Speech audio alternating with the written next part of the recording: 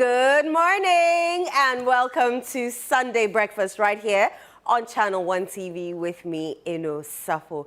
Find me across all social media platforms, Ino_S, and I will love to have a conversation with you. Remember, this show is always live and interactive, so you can definitely send us your messages, your questions, and we'll read them right here on the show. The number is 0204-447-033, 0204-447-033. Alternatively, you can go on our social media pages, hashtag Sunday Breakfast, and I'll read it right here on the show. Remember, we have a number of things running through. So yesterday was the TGMAs. We'll talk about that later. We have a health segment. We'll talk about that. We'll have a community segment from our correspondent. What's happening in some of our various communities within Ghana. We'll have a conversation on that as well as nutrition, where we get to find out what foods to eat for what benefits and et cetera, et cetera. This is Sunday Breakfast right here on Channel One TV. As always, we're doing it with you, so don't forget to send us those messages, and we'd love to read them. It's the best month in the year, like I always say. Best month in the year, like I always say, and we would love to hear from you. Okay.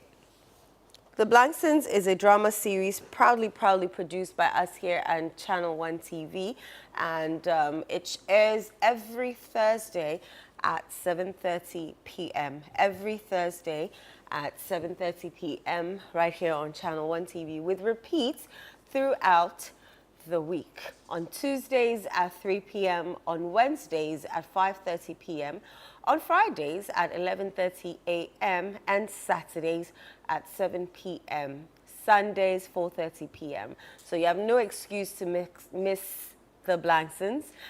Proudly produced right here on Channel One TV. It's about a family and all their shenanigans and the funny things that happen within the family. And it's proudly sponsored by Nasco Electronics, Lizzie Sheto Hot Pepper Sauce, Out Insecticide Spray, and Everpack. Also, we say a big thank you to all our mothers who participated in an episode with Mama. They were duly awarded on Friday. And so we're grateful to all you who sent in messages. A very big happy Mother's Day to all our amazing mothers out there. We're truly grateful that you brought us into this world. I mean, 9 months being a mother is never easy. I have a couple of mothers in my life. My very own mother, Regina Poku, I love you to bits, because what you have been through for us to get here is never easy. And so I love you. I love you. I love you. I love you. God bless you. Good health, long life. And so happy Mother's Day to all our mothers out there. Everybody here at Channel One TV, all our mothers, Jude's mother, Pearl's mother, all our mothers, Didi's mother, all our mothers. We say a happy Mother's Day to you. We appreciate you. We love you. God bless you with long life, healthy life.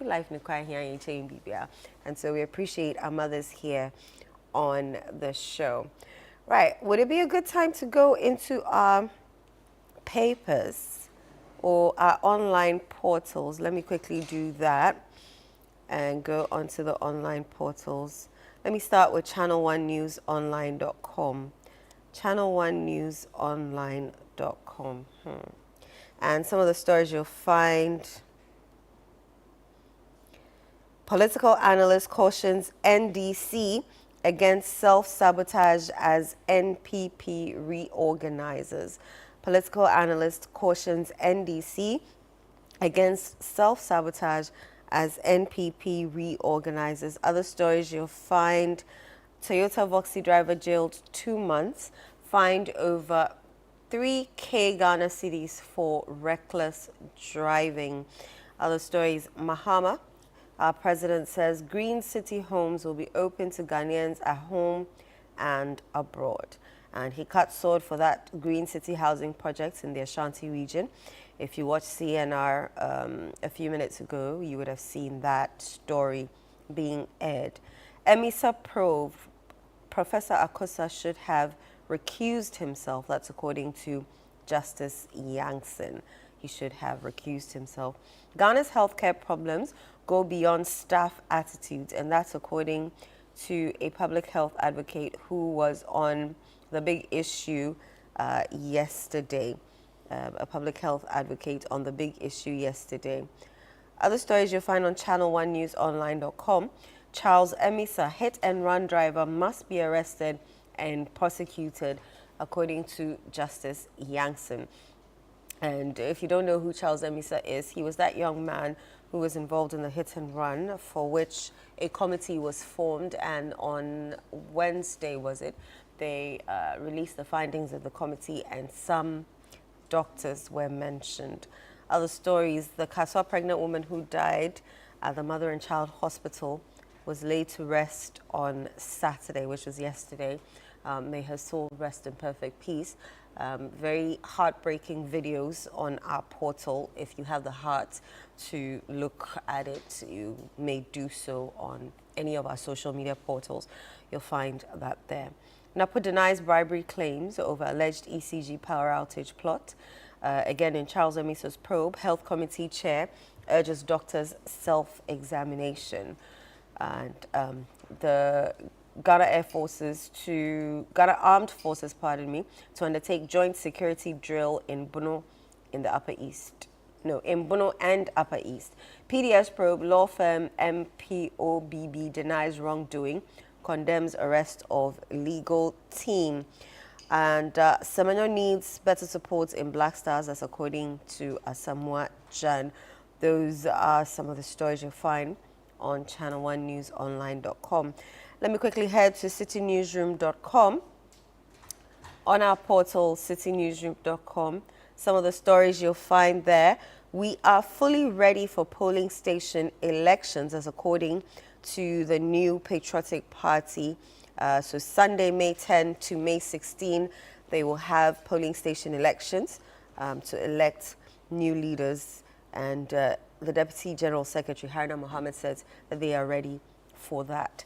Other stories you'll find on citynewsroom.com. Ashaiman traders protest unlawful eviction over land dispute. Other stories, stop abusing 6-month rent advance cap. Mahama to landlords. Presido, a council. Well, we'll see.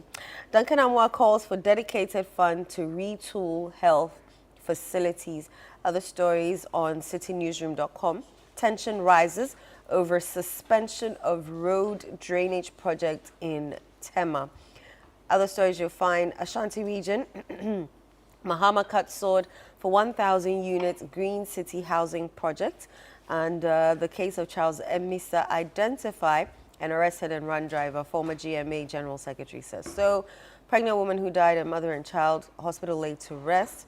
Amelia Arthur, person selling premix fuel at exorbitant prices will be punished. And new charges to be filed against ex-NAFCO boss soon. That's according to Raymond Archer. I'm waiting for graphic.com.gh. Stories you'll find on graphic.com.gh. Black Sheriff wins Artiste of the Year again. And I think I was one of those who said that he definitely would. And so congratulations to Blacko.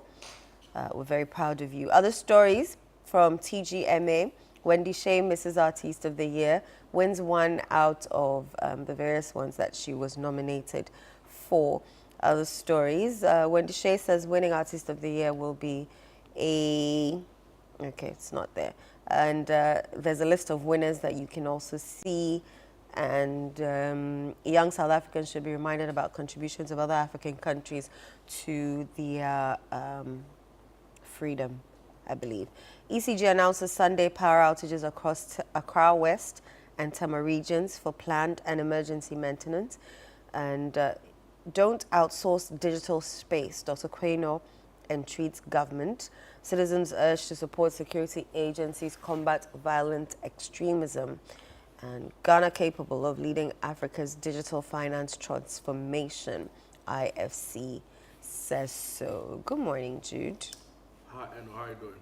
Very well, thank you. How are you? I'm thriving by the grace of God, and happy Mother's Day to you. Thank you. Yeah. I'm a potential mother. Absolutely. You know, I was coming to work and I saw a lot of Pentecost women. They've had a milk tuma, Charlie, and they are doing their thing large. And I don't know, I'll just delve into the newspaper, the news portal, right? Ghana News Agency starts with a Mother's Day special, essentially saying, "Sweet mother, I no go forget you, for this suffer where you suffer for me." I know, celebrating mothers, honoring the heart of Ghanaian society. Our mothers, the heart of Ghanaian society. Anyway, moving on to some other stories on the Ghana News Agency.org. President Mahama breaks ground for green city housing project at Didisua near Kumasi. Parentage, not paternity. Why Ghana must tread carefully on compulsory DNA testing at birth. I'd love to hear your thoughts on this. This coming in an opinion from a judge, I want to believe. Kolebu Teaching Hospital Central Laboratory results reliable. That's for management of the hospital.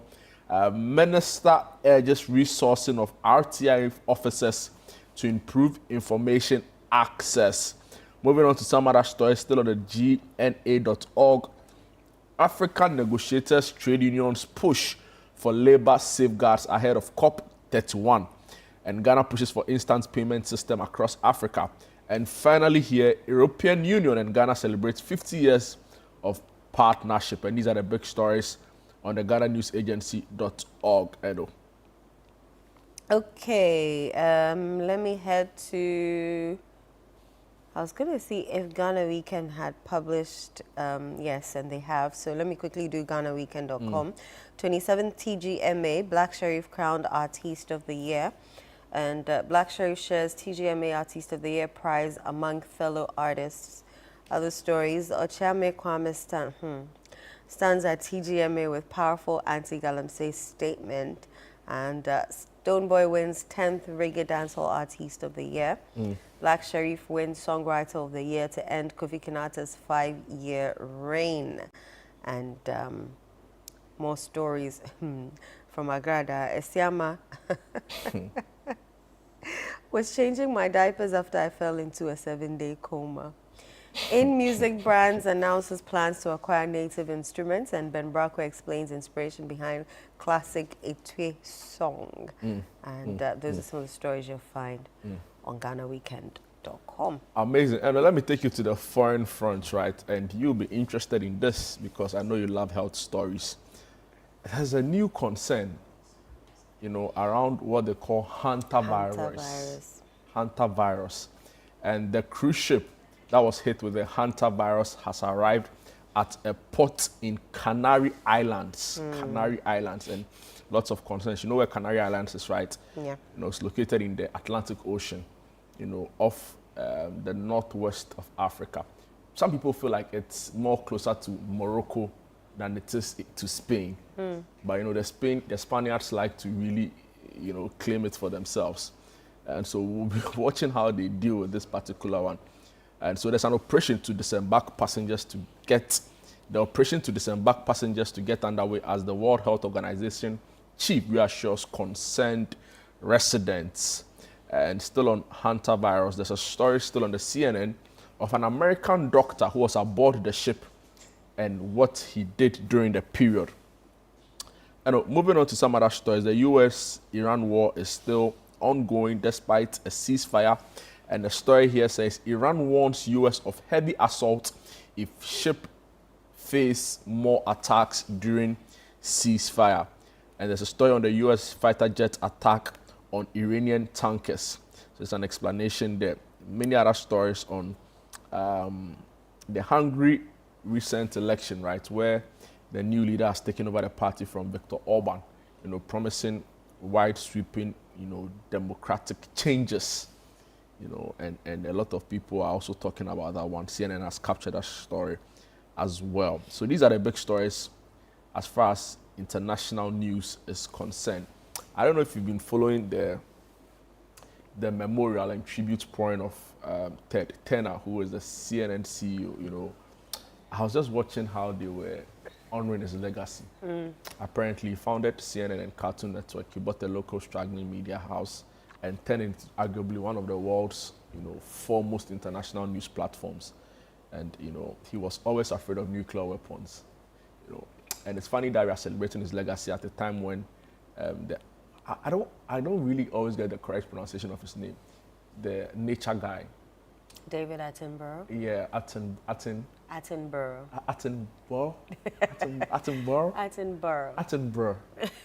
David Attenborough. You know, he's celebrating 100 years, and I don't know if you've seen the videos of the UK Prime Minister celebrating him. Yes. You know, to think that 100 years he's able to walk without any aid. You know, gets out from his car. Charlie, on time went to Parliament, and I'm digressing small. Charlie, some MP was getting down from her V8 there. I'm on something more. There's some PO coming. There's other. Charlie, they hold legs all. I'm like, you know, it is problematic, right? Our relationship with food, we need to reassess it and exercise. I wish I could mention the name. This MP is not over 60 years. Really? I'm telling you. Then there's an issue. You know, Charlie, if they come out from V8, if they hold the car. V8 is too high. So she get or maybe a smaller car. I thought like maybe her dress wasn't helping it. Oh, okay. What? You know. Oh, okay. That could be it. But still, they don't wear the dress. Charlie, one Maybe person, she didn't know that's one what would person's happen. holding the leg, another person's holding the other leg, another person's holding the hand. Charlie, they're literally carrying her out of her car. I'm like, no, this is not a life, you know. I don't know. So, anyway, yeah, David Attenborough, you know, he's 100 years, loves nature. He's been documenting nature since. I love his voice. You know, and a lot of people are wondering how he's been very fit and hearty and hale at 100. You know, because usually 100, yeah. You start to frail. Exactly, and a wheelchair, yeah. you know. But he's still strong, and walking some on people his feel own like, and all see, of that. it is nature's own way of rewarding him. I don't know. Wow. You know, so we celebrate him as well. And of course, Ted Turner. I've been really inspired by Ted Turner's story. I think you should read about him. Anyway. I have read a little bit about him and how he started CNN and all the controversies when he was ousted from his own empire. So yes, he's a legend. It's unfortunate, but I mean, I guess it will be able. Incredible. But yeah, he had an incredible life, and like, his legacy still lives on, you know, regardless. People around him say, what would he have thought about his life? And it was like he could have done more. And in my mind, I was like, more baby. Exactly, you know. But I guess if you strive for greatness, even when you reach the pinnacle that we think that you've reached, for him it's not enough. There's something, there's another milestone that he could have probably broken for himself. And so he lived a good life, he lived a rewarding life, and we're excited about that. Condolences to the family. Absolutely. It's unfortunate that, but see, Ubiabu. Anyway, so, Hunter virus, for watch that thing, Charlie. Yeah. I don't think I have it in me. It's from rodents. Apparently. It's how rodents, no. I feel like everything revolves around them. Oh, but COVID wasn't from them. Ebola. Okay, Ebola was from bats. Bats are they rodents? I don't know rodents. I don't know. My science teacher, no. My science teacher didn't teach me that one. I think the bats would belong to the... It looks like, the symptoms, all the symptoms run through. So you get a headache, you get body aches, you, what else happens to you? You start coughing. Yeah, you start coughing, you get a runny tummy. I feel like all the symptoms with Ebola or with COVID run through all of these diseases. So you can get it from contacts with rodents in areas where the disease is present. You say bats and your rodent too. Bats and your rodents. We are sorry. Yeah, educated public. No, we are sorry. Bats are not rodents. I say we are misinforming them. Two grown adults sat on TV and came to tell us bats are rodents. So they are not. They are but not. You get a point you are making. Yeah. So the urine, the droppings, and the saliva of rodents. That's how you get Hunter virus. That's serious. Yeah. Because actually, there are some parts of this country in Krankwa, like it's so bad. Hey, have you? Have you walked through Adabraka? Exactly. Have you walked through Adabraka market before? Those rats don't fear human beings. No. They be part of the community. Yeah, because as you are coming, they are meeting you squarely. Charlie, They're not scared of you. When they do town hall meeting for that, the mice and the rats, they come and sit there. They are listening. They have a say. Yeah, you have to clean the market. Okay, clean here, don't clean here. I remember Leave here, don't do this. when I started sitting. And I was walking, I don't know what, I think I was taking a stroll around Adabraka. Yeah. And they are huge, I saw one, I'm like, hey, that can't be it's huge. But I know people eat rats. Yeah. It's a delicacy somewhere. Solid delicacy. Oh yeah, people eat rat, like they trap it, they kill it, they eat it, they do pepper soup and like, yeah. I've only seen that in movies. No, they actually do. I saw the rats as very huge. You mistake them for like a grass cutter or something. A grass cutter, yeah. You know, so the Adabraka rats are huge. Adabraka. But to be fair, it's not an Adabraka problem. I feel like if you go to wherever there's markets, right? And you see Adabraka, no, they are known for it's a big fish market. Yes. You know, so I'm sure a lot of the fish will go waste. You know, so it's a very heavy breeding place for some of these rodents. But in Kaneshi too, you know, back in the day where I used to like actively pick trotro at Kaneshi, you know. Early in the morning, 6 a.m. busy. Kaneshi is very busy, but like they had it didn't even make sense. They had this huge dumping site. Oh yeah, like close to the. It was so huge, yes, you know, and those things are very fertile breeding spaces. Exactly. So, yeah. I don't think I've ever seen that dumpster empty before. At Kaneshi. Yes. Now it's been cleared. Now it's been cleared. Yeah, okay. yeah. Guess who led the advocacy to be cleared? You. Actually, the City Breakfast Show with Bernard. You know, one time they fired it by 12. Because honestly, it was an eyesore. It was terrible. It was smelly. It was just wrong. You see, and to be within a market space. My point is that they know that it has to be cleared. But nobody would do it. You know, but you know, so it has to take somebody to come on radio and come and fire it in. You know, like guys. It's stressful though. Yeah, so wait. It's stressful. So hantavirus. I think the GHS have spoken about it, and about short of preparedness. People feel like COVID was a missed opportunity as far as healthcare reforms in this country and public health, you know, was concerned, because we started very well with the protocol, and when the cases started reducing and the mortality rates started coming down, then we sort of abandoned the protocol, right? But these are things that we should have lived by. So you use a public space, you wash your hand, you are coughing, you have, you know, prior to COVID, a lot of people didn't even know that there were proper coughing protocols. No, people always cough into their hands. In their hands, you know. So all of those things, I felt like we started learning them, we started adopting them, and as time went by, we dropped all of them like a hot ball and went back to our old ways, you know. You know one thing I loved about COVID? The fact that when you go to public spaces, you don't have to greet. I loved it. I don't know where your hands have been. And I don't know where your hands have been. Yeah, so we shouldn't greet, we should be waving. You should what? Even now in church, when we get to the no, not communion, the sign of peace part, we don't greet, we still wave, which I love. But then at that service, Charlie, we will go and hug and do the hugging is fine, but a greeting, no, that handshaking, I don't know where your hand has been. Well, that's true. I don't know where your hand has been. Sometimes you go, exactly, you don't get water. Yeah, wash your hand, like you finish. You don't even like. Sometimes they don't even use soap. They'll use just the water. Come out. Or they won't use anything, and they'll come out and continue I remember their one day time as, using a as public washroom at some, a state institution, one of those, either a court or EC or somewhere. I was like, hey, I'm standing there washing my hand. Charlie, when they come out, and you're wondering, hey, how is that coming to shake people in public and things? So I think hantavirus is serious. I think 2 deaths confirmed so far.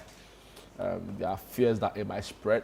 WHO say they're on top of the issues with containment, right, as far as the protocols are concerned.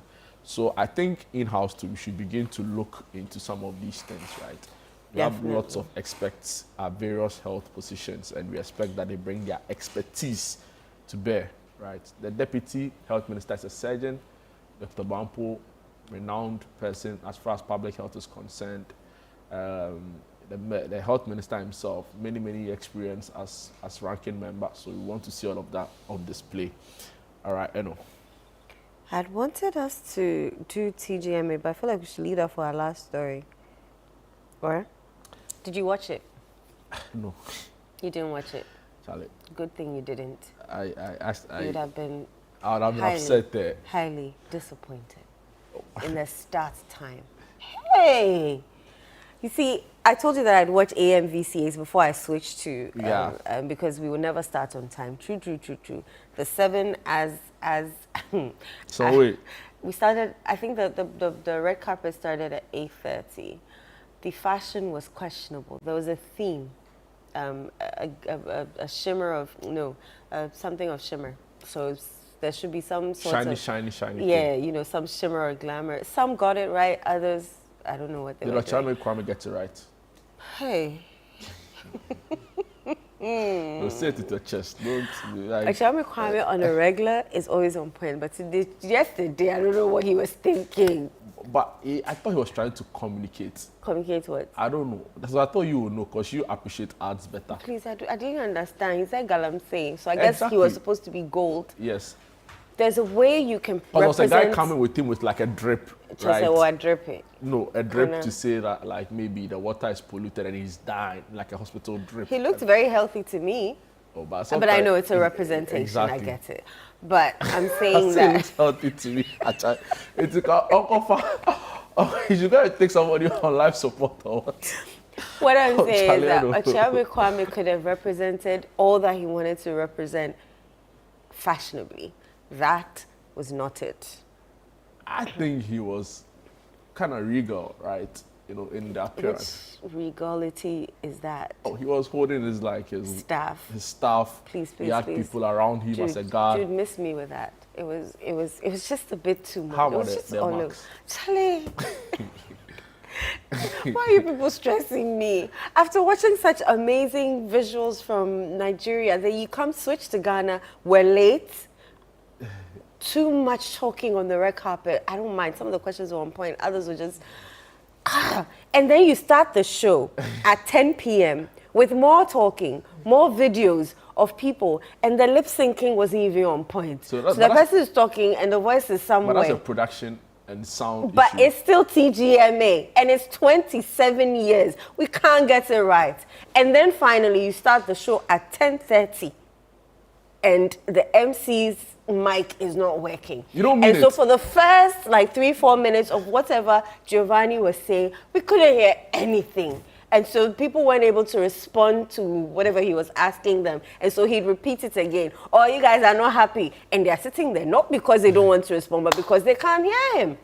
So even on the feed too, they couldn't, those watching online. We couldn't hear him till 3 minutes or so later. That's a long time. Then they started time. increasing the volume more. 3 minutes, Finally found which button works for his microphone. A break in communication. And you know what killed me? He called the main MC, and she wasn't coming out. And so now he was forced to do something. Oh, a production nightmare. Make a joke about her outfit being a bit too heavy, and so she wasn't coming out. And she comes out, and I'm looking at her outfit, and I'm like, how's that outfit too heavy for her to have come out when she was called the first 2 times? So she clearly wasn't ready. Clearly. Or maybe it was a joke that went bad. No. When he said you should see her outfit is a bit too heavy and that's why she's taking her time to come out, I expected some top glam. And cool down, calm down. I will check. Oh dear, forget the glam, Umpo. Forget the glam. You start at 10:30 for 3 solid hours. We are sitting there waiting to see who will win the award. I mean, come on, we can do better with our timing. I don't mind any other thing, but the timing. Some of us have work on Sunday. You get it. Some of us have to go to the hospital. They've not forced me to watch? They've not forced you so I can't come sit here and talk about it and have an... I mean, I get that it's a national thing, so we need to... At a point, I was so annoyed, I just switched off my TV and went to sleep. At what point was this?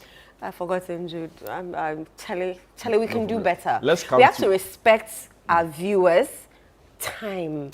But don't you feel Ghana, like time, they had a logistic? fashion. Don't you feel like I'll come down. I'll come to all of those things. Don't you feel like they had a logistics nightmare?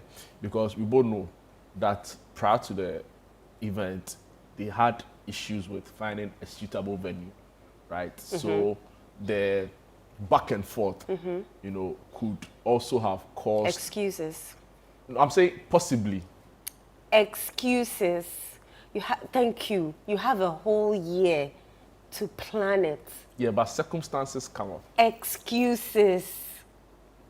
Everything you're saying is an excuse. 27 years of TGM. Go on social media, everybody's ranting. So how about the auditorium itself? Was it like clearly laid out? Were they properly arranged? I didn't see the auditorium was dark. What we saw was a stage. Was the stage good? It was okay. So I know everything can be bad, right? So there has to be something that was like I don't know. Okay, go on X the and check. performances. Some of them were good. Others, microphones weren't working. Charlie. Oh, performances microphone weren't working. No, you don't mean it. Maybe Doom saw. Where? In the lights were on. The lights were on. Yes. Wow.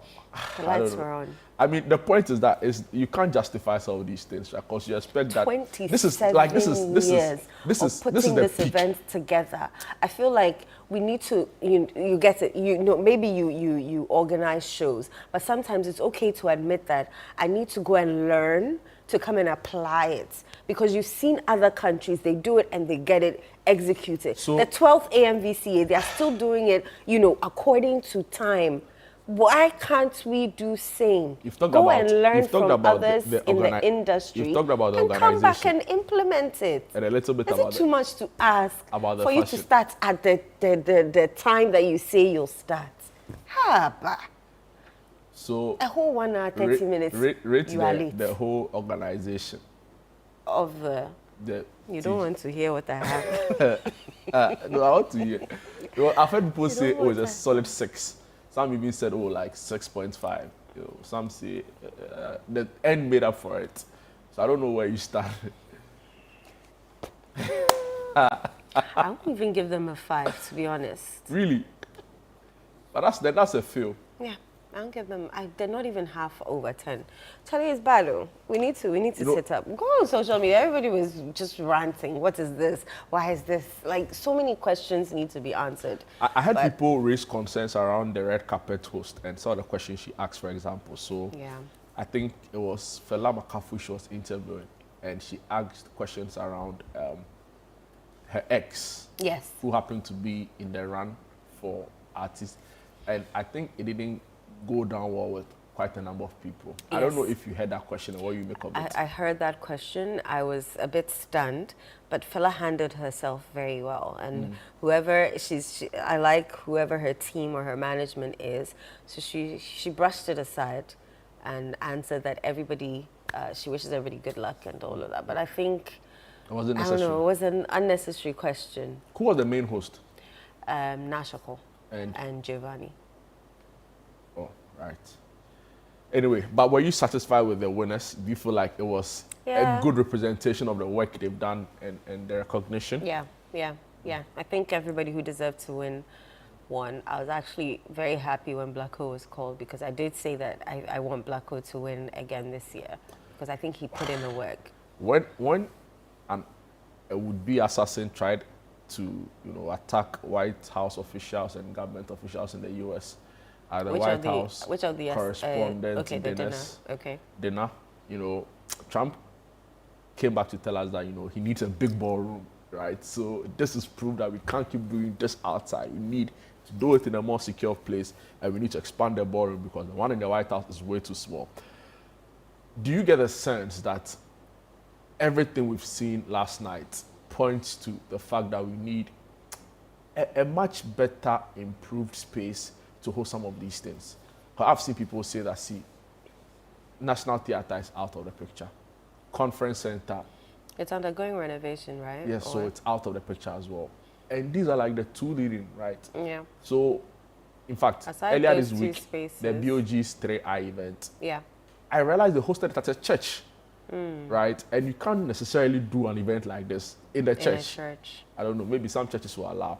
So do we need a much better public space, an event center like, you know, an O2 arena of a sort right here in Ghana? Do you think maybe it's about time? But we've advocated for same on the show, have we not? And the thing that the MPP broke down, was it the MPP that broke it down? The La Trade Fest. Did they have? Did it No, have the such trade a fair structure, didn't or it have. was just Trade fair was just like an open space. It didn't really have like events. There were, but it wasn't. It's not one that you'd want to host an event like this, right? So you believe strongly that we need like an because O2 arena of some maybe sort. if we had a space like that, right, and sound, everything is ready 24/7, it makes the logistics maybe somewhat easier, you know, because now it feels like you're building everything from scratch. Through 27 years. No, I feel you. I actually feel you. And It's frustrating. I It's guess very my questions to frustrating. you were also very frustrating. But I wanted to just bring out the real issues, and I think you did that quite well. I was talking to Selo Madonu about Joe Metal, Yeah. and how I felt that Joe Metal. I went to his last concert at Elwak, and I was so convinced that the guy is on a different level now in terms of his sound, his production, his ministration, like everything about Brand Joe Metal is like peak different level. And I was really commending him. In fact, I went on Twitter and said so many things about him. Then Salom was saying to me that, see, Joe Metal is the best of us, right, as a country, or arguably one of the best, if not the best, right? So he has to get it right. You know what I'm saying? It's not like some upcoming artist or some, because if they say, America, bring your gospel star, Nigeria, bring your star, everybody bring, you know, they'll be bringing Lauren Diago, whoever. We'll also bring Joe Metal. So he cannot afford to not get it right. And in the same way, the TGMA represents the best of us as far as our music is concerned. It is our Grammy, you know, or whatever other. So they need to get it right. And the kind of incompetence cannot continue to fester. 27 years. I don't think it's proper that your microphone is not working for 3 minutes. No, 10 seconds is a flaw. 30 seconds is a catastrophe. 1 minute, no, yeah, you know. See, Giovanni's what he said at the beginning was lost to all of us because we couldn't hear him. I even thought they hadn't started the show till I saw the camera finally pan on him, and he was standing close to the crowd. He wasn't on the stage. He was standing close to the crowd. I couldn't hear him. Anyway. TGMAs do better. Say, yeah, county, Debbie. Where's this one coming from? I don't even know. Next year, we'll see. Maybe next year they'll listen to us. But they really need to go for a crash course on managing or organizing such events. People have done it. They've done it, and they've done it brilliantly. There's nothing wrong. But to be fair, last year was much better, right? Help. When King Promise won. Let's go on a break. Because clearly. We'll be right back after this. Jude wants me to say more, but Obwa.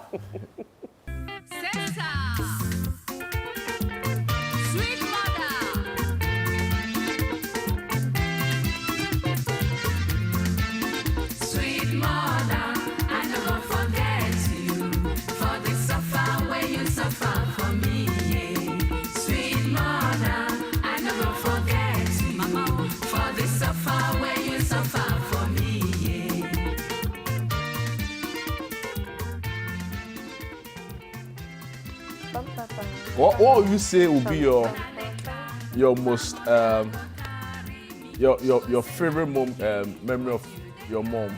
No memory as in like, but like, you know what I mean? My mom is a vibe on her own. Every day is a memory with her. But if I could specifically point to anything, is the fact that my mom was able to carry the weight of being a mom and a dad at a very early part of her life as a mother and a wife.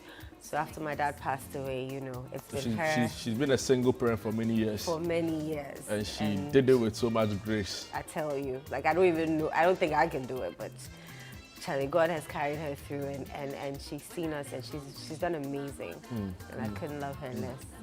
Yeah. And I couldn't love her less.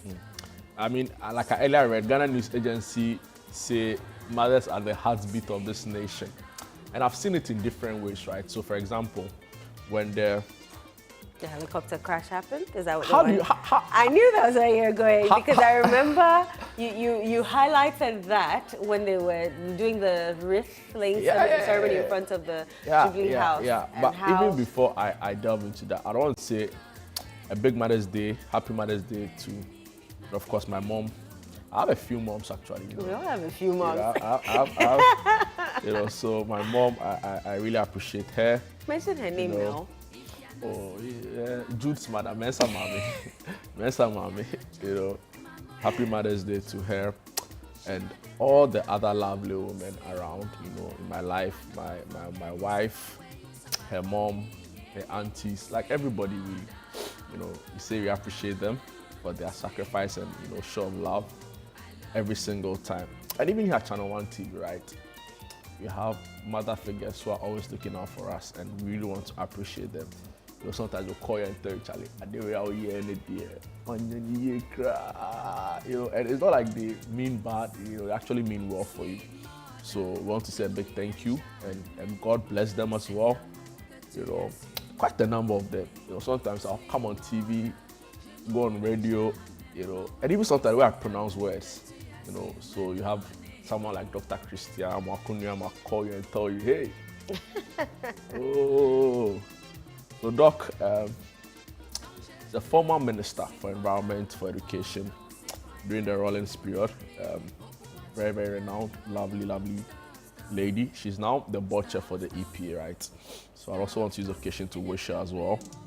And it must be frustrating being EPA board chair and realizing that the land is still degrading. yeah, so I mean, there were things she used to speak about even in opposition. You know, but she's not like a stateswoman, right? Yeah. You know, so she's really concerned about some of these things, I can tell you, and constantly, you know, trying to figure out ways to improve the situation. And one of these days we'll bring her on the show. You should, if she has the time. We'd love to. We'd love to have wants her to come on the show. show, you know. So yeah, happy birthday to Ghanaian mothers. I think they're special. Really special. Really special. Yeah. And on that note, you know, I think we did something for mothers here at ChannelOne and City. Yes, we did.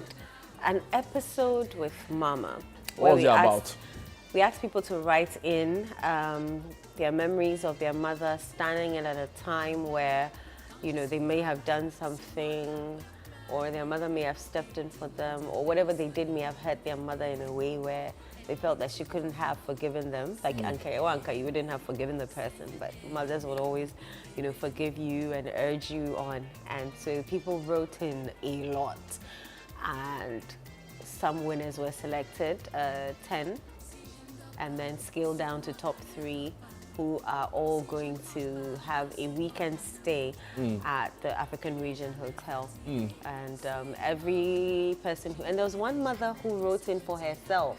She is, yes, I think that's her, yes. She has, yes, she's disabled, and she wrote in for herself that she herself as a mother, disabled, but still striving for her kids. And she was one of those who was selected to, I think, top 10. And so each of them got a GTP, some GTP fabrics, as well as Tekura gifts. And me, you know, I've been saying, I want to see what's inside that Tekura bag. But yeah, so that's what our mothers won.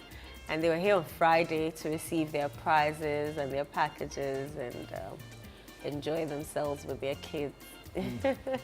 Amazing. So yes, we celebrated mothers in our own way this year on an episode with Mama Promotion right here on ChannelOne TV and City FM, sponsored by GTP and Tekura. Right, so what I want to also do is to also give an opportunity to our lovely viewers out there to, you know, give a shout really to their special person mother figure in their life they want to celebrate. So you can do so by the number 0204 447 033, 0204 447 033. Yeah. Please send in a message, share with us your thoughts around that special mother figure in your life, right? And why you really appreciate all that they've done for you, all through your years. And we'll be glad to read it for you on the show. See, I was saying something, right, around how the August 6th crash, for example, reinforced my views around why we need women, and for that reason, mothers, in very important positions in this country, because we saw the grace and generally the warmth with which our vice president, your vice president, my vice president, all of us, our vice president, Professor Jenano Pokwajeman, brought into the role. Yeah.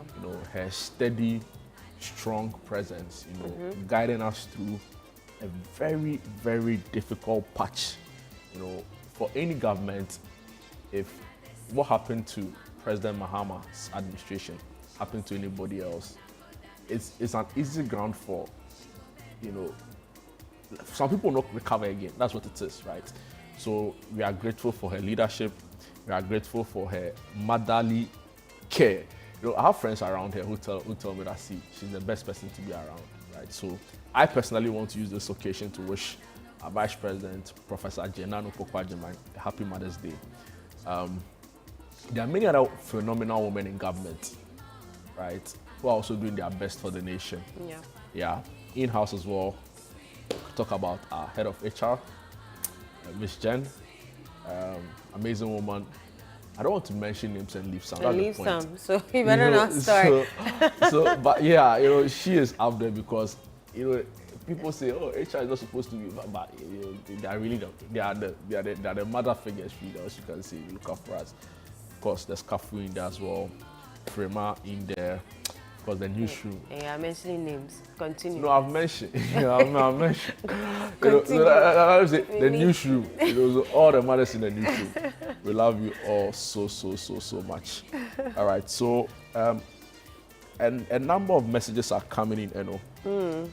Quite a number of messages are coming in. So please send your message. Share it. Let's read it for you. Let's help you wish all of your amazing moms a happy Mother's Day. I don't know if you want to read all the messages. Let's do the winners first before we delve all into right. So there's more time for you guys to share your messages actually. Okay. So that's the first runner-up. I think so. 10 winners, and then scale down to 3. And so the first runner-up is Mrs. Agnes Kwejri, and that was her. Then there's Catherine Ewu, who is the winner, and her mother's name is Edith Ewu. And so that's the winner, overall winner of an episode with Mama promotion. And yes, so that's it. Then, yes, Mrs. Agnes Kwejri, first runner-up. Her daughter wrote in, Mrs. Marianne Kutsienyo wrote in, and shared with us that one thing or several things her mother had done. Second runner-up was Madame Florence Safua, and her son, Kwabena Usiabwa, wrote in telling us how special and amazing his mom had been. Oh. Yeah, and they get to so stay. they go enjoy. They challenge yourself. And we can stay at the African region. Oh, look at that. Wow, lovely stuff. Okay, I see. Yeah, so they've checked in. I like that. We live for moments like this, right? I tell you, always putting a smile on your mother's face. That's the best thing ever. Yeah. I possibly should go and look for money and take my mother out today. What do you mean by possibly look for money? I wanted to do something else for her. Oh, okay. Yeah, but now I'm seeing people, I didn't think that mothers like this thing. Oh, they do. So now I have to look. It would be nice to just kick back and relax and not have to worry about what to cook or what to eat. It's available for you.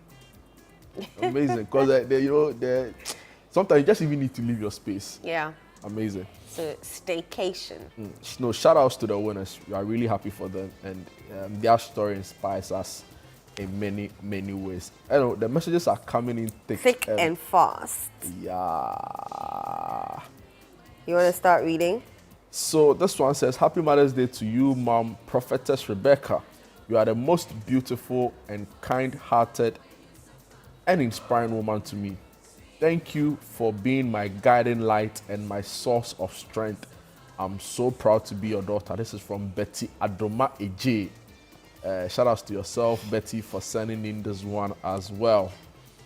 I know. She also sends another message. She says, Happy birthday, my dear sister Jessica Ampofo. Growing up, you shaped my world in many ways. I will never fully be able to explain, but I am endlessly grateful it was you beside me. Betty Adome J sending that one as well. Yeah. And this one is from, is that from me? Na Amwa, Na Dodua, and Yampansa to their mother. They say, Happy Mother's Day to the woman who does it all and still makes me feel loved. Mrs. Juliet Lois Amenu, you're my favorite mom. Thanks for always being there for us. God richly bless you. And they're saying a big thank you. Happy belated birthday, sister-in-law, Mrs. Janet Mensah. Thank you for being such a kind and an amazing part of our family. Wishing you a year filled with happiness, success, and countless beautiful memories. Cheers to you today. We love you from Hajia Meimunatu Bint Uthman Mensah. I love the name. Hajia Meimunatu Bint Uthman Mensah. Yesterday she sent us message. And the entire Uthman Mensah family. Hey, Hajia, you really love your sister-in-law. Because yesterday she sent in a message wishing her a happy birthday. And she sent them again. And she said it again. Very interesting. important. This one says, Good morning, and please allow me to wish my mother, Mrs. Rebecca Mante, a happy Mother's Day. May the Lord bless her for all her endless sacrifices. From Christian Noble Obobi. Judy, a bizarre question. This is a personal question. Siemens, we'll deal with the answer. We'll deal with the answer later. Incredible stuff. Yeah, keep those messages coming in. Let's wish our mothers a very, very, very happy Mother's Day. Because, Charlie, the endless sacrifices, carrying you for 9 months, and then having a stubborn one like Jude can't be easy. I don't understand that. But you said it yourself, that you were stubborn, and so your mother would shout, Mensa! I didn't say that. Oh, my mama, I didn't say that. I didn't say that. But why else would your mother... Why else? Okay, so explain why your mother... People don't have menopause flashes. No. That was not a menopause flash. You were frustrating mommy. Your mother once said. And I thought it was... Why would mommy say Mensa? Because maybe she wants what she wants. I can't give it. Because you're frustrating her at that point. Or maybe she's frustrating me. Let me go there, I beg you. But I really like my Mensa. mom. I really... What do you mean by you really like your mom? Do you have a choice? I really like my mom. You know, she's really sweet. Do you have a choice not to like your mom? She's really sweet. I love my mom to bits. Yeah. She's everything. She's my telephone nowhere. I'll tell her something. Don't say it. And before you know it, everybody who is not supposed to know knows. I don't know. My mother can't keep a secret. So if I want to keep a secret, you have to. I feel you. You know, my favorite thing about African moms and you know, to a large extent, you know, Christian moms, actually, I think it cuts across really. You know, they are really minded about your spiritual growth if they are Christians. You know, so every night and then, like, they're always praying over you. They're praying over your head. You know, one time I remember I was going to write BC or something like that. Then I wake up in the morning, then I have like oil on my forehead. I'm like, you know, what's going on here? Yeah. You know, so they really, and I dare say your mom and maybe your dad, not your parents, but a lot more we see with their moms. They are the only ones who genuinely, you know, want to see you do better than them, right? So everybody else is competition, right? Your friends can mean well. Don't mistake me. Your friends can mean well, siblings can mean well, but every other time there's some little inherent competition. You know, trying to be sure that okay, I know he's doing this. Let me also be doing this, so that at the very least I'm on the same level. But mothers want you to just, you know, get it going. You know, and they don't hold back in their love for us. Like, think about it. See, something happened to you right now. Best bet, the only person who will be there throughout, you know, will be your mom. And I've seen it happen so many times in my case and with my friends. So sometimes we go and visit a friend at the hospital. Oh, Charlie, we thought we are bond, we are brothers. Just say, you know, to say, oh, babe, sometimes your brother is not even the one related by, but Charlie, about 6 no. Be a coffee. Come out coffee. And it is the mother who is there. You know, I had a friend who suffered an instant stroke. You know, amazing young lady. And every time we went to visit her in the hospital, the mom was there. And I was asking myself, like, how, like, where does she even stay? You know, so these are the depths, right? These are the heights. And we want to celebrate mothers for this. Really want to celebrate them, honestly, because, you know, it's not easy. But they make it seem seamless and easy. I know. Yeah, they make it seem seamless and easy. Anyway, we love them. So guys, please send messages around your mother and don't ask me about my you know, Siemens, I've seen your question, I'll answer you, don't worry. But please send me messages. I want about to your mother. I want Let's you to celebrate Mama. your Anyway. So Tekura and GTP were the sponsors, right? Yes. For an episode of Mama. Yes. Come think about it. Every year we've done something for mothers. Yes. You know, sometimes it has a different name, but we still do it for them. Do it for mothers, yeah. So in the past, we had a portrait of Mama. That was like a whole full-blown party, right? Then we also had an ode. An ode to Mama. An ode to Mama. I think we've done something else too. The names are skipping. You know, after Yes, I think we do another episode. They sit down and come up with something today, Charlie. And then now an episode. Yeah, but interesting. So,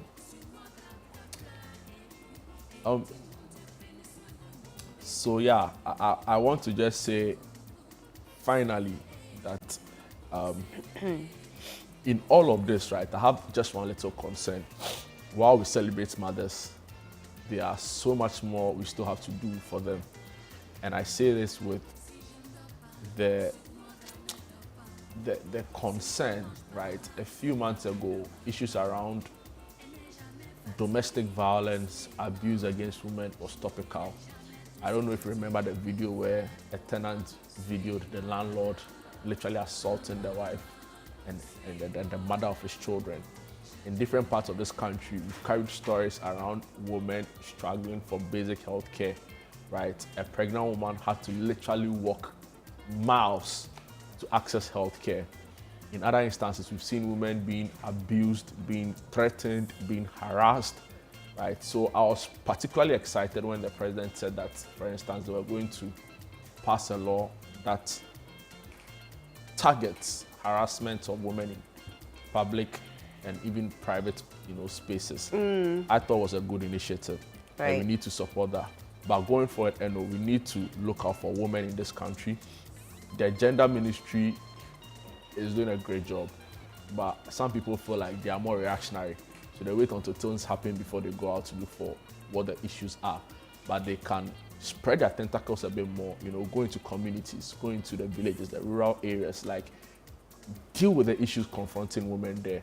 Right, and I'm sure we'll be all much happier for it, because they are very vulnerable in society, you know, especially those who don't have the economic might to get things done for themselves. So let's use this occasion as a reminder to celebrate our moms, our women, and also look out for them, right? Everything that concerns them as far as nation building is concerned. All right, so more messages coming in. Happy Mother's Day. To my wife, Sarah Cranting, and my mother-in-law, Margaret Asamoah. Wonderful this message is coming from Thank you for stepping in when I needed a mom. And this Amazing. Is from Nana Cranting. No, he's my senior man. Oh, really? Oh, yeah. Okay. No, he's my, you know, his wife is my boss. Oh, okay. So my two senior people. Oh, nice. Chopping love on my show. Can you imagine? They're chopping love. And this one show says, "Hi, good morning. Please help me wish my beloved mother a happy Mother's Day. I really love her from my heart." And this is from Amma Bernis to Dr. Annie Gaisie, who is in the studio with us. And so Dr. Annie Gaisie is going to be joining us shortly for a conversation. So Amma Benis is telling Dr. Annie Gaisie she's wishing you a happy Mother's Day. And she says she really loves it. You know the funny thing, I've gotten a couple of messages Okay. on my personal On your line Twitter, as on well. your personal handle. Yeah, this one says, Happy Mother's Day to the one who showed me love in its genuine form.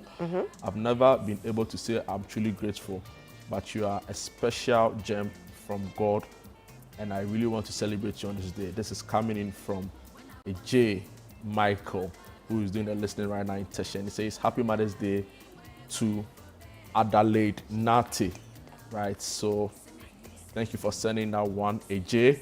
Moving on to some other message. Ethan says, a happy Mother's Day to all the women at the Ebenezer Presby Church. We want to say God bless you for looking out for all of us, especially those of us in the youth ministry. And that's a message from Ethan. Parkwesi with the, yes, Parkwesi. The handle is a lot of numbers and it ends with K. It says, Happy Mother's Day. Women truly make the world go round. We love them and we wish all of them God's blessings on this special day. And finally here, Happy Mother's Day to Rebecca Doe in Cape Coast. You are truly special. You remember all the sacrifices you made for us through our education, and we don't take it for granted at all. This is a message coming in from Fred and Priscilla Doe.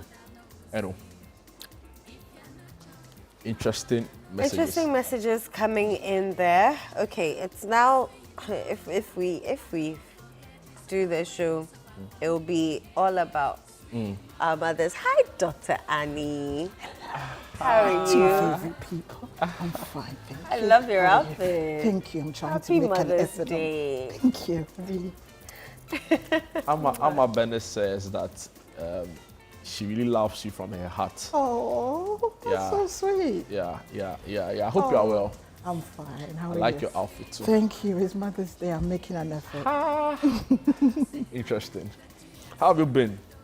Not bad. You know, I went back briefly just for my reviews and I'm back again. But Okay. yeah, It's the good to have you results are back. good. So, Great. yeah. That's what we like to hear. So, Dr. Annie Gaisie is a clinical hypnotherapist and addictive behavior specialist. And today we're talking living beyond lupus, mental health, motherhood, and healing. What an apt topic for Mother's Day. It's interesting to know that today is World Lupus Day, right? Yeah. So the conversation is in line. Maybe towards the end, I'll get your thoughts around, concerns around women, gender, and whether we are really dealing with the issues that we have to in this part of the world. But, Doc, mental health and motherhood and healing, yeah, I feel like it's a very broad conversation. It is. What are we, before we even ask you the questions, what are we seeking to achieve with this, right? What would be the end goal? What would be the objectives you want to Okay. have And good achieved morning. after this? Good morning to you, Anna. Good morning to you. I miss you. I just want to say Happy Mother's Day to all our mothers, our yummy mothers out there, and for all the work that you're doing from wherever you are, whatever you're doing. And also, Amma, I love you too. Thank you so much. That was a big surprise. So, Amma Benes, just want to say thank you.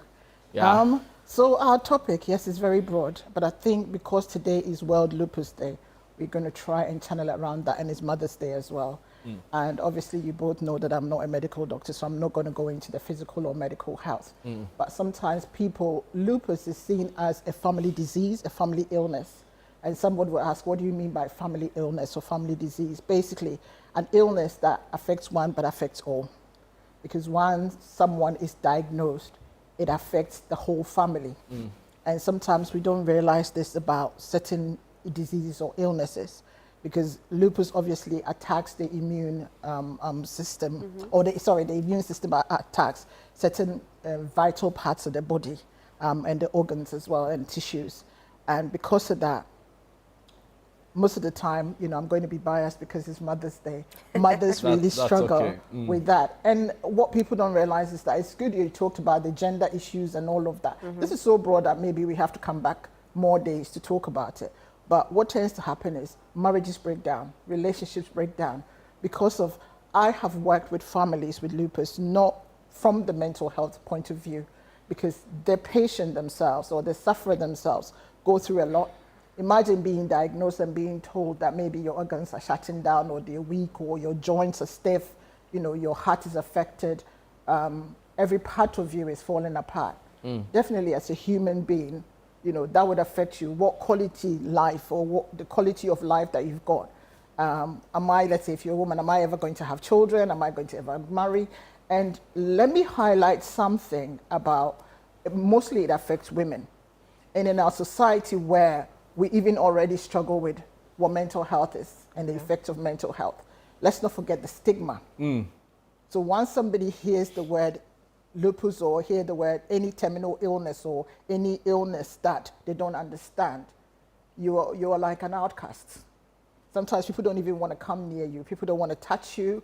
And I've heard people say that, gosh, nobody would even date me as soon as I mention that I've got this illness. Or not just that one person. You have a sibling who's got it, you're in trouble. The whole family is affected. I hope I'm on track with the question you asked me, right? Yeah, you are. So when we talk about issues around women or issues, and like I said, lupus, the majority of people that are affected are women, especially women of childbearing age. So when that happens, mentally, that doesn't go down well for the individual. Majority of them are suicidal. They suffer from not just anxiety, but severe anxiety, depression, and stress related, because if you're not sleeping well, sometimes some respond to medication, sometimes they don't. So with all of that, and being Mother's Day as well, as a mother, seeing your child go through that, or some mothers are going through it themselves, and having a family, see you go through all that pain, in and out of hospital, taking tons of medication. And some of these medications do have side effects, because they do affect memory. So they do also cause the mental health. So you think, oh, I'm treating it, because there's actually no cure for lupus, but there is sort of treatment that keeps you going. So maintenance, a bit like maybe having high blood pressure or whatever and having your medication. But there are harsh effects. I know that some of the treatment to do with malaria treatment, like the chloroquines and that we used to have in the past, can help a bit. But even with that, knowing that you're always going through this stressful moment, knowing that you're depressed all the time, or your loved one is depressed all the time, and siblings get affected by it as well. Because if all the attention goes to, and I think that families who are watching would admit to the fact that if one person is ill in the family, or there's an ongoing issue like lupus or whatever, parents' attention go on that child a lot. So some of the children feel neglected. So let's not forget the sibling rivalry bit that would step in, because it's like, oh, mom and dad always spend their time with this person so much. What about me? You know, their work, everything, because they are ill all the time and they need to be taken in and out of hospital, or more time to be spent with them. What role would you say does chronic pain like lupus, how does it affect the mind? It does, because if there is any medical person listening to me, please pardon me, I'm just using my words loosely because I'm not a clinician, as in medical clinician. So it kind of eats the brain, if I can say it that way, and the heart and everything. So if you have anything that affects your neurology, let me put it that way, it does affect your memory, it does affect how you behave, it does affect your everyday life.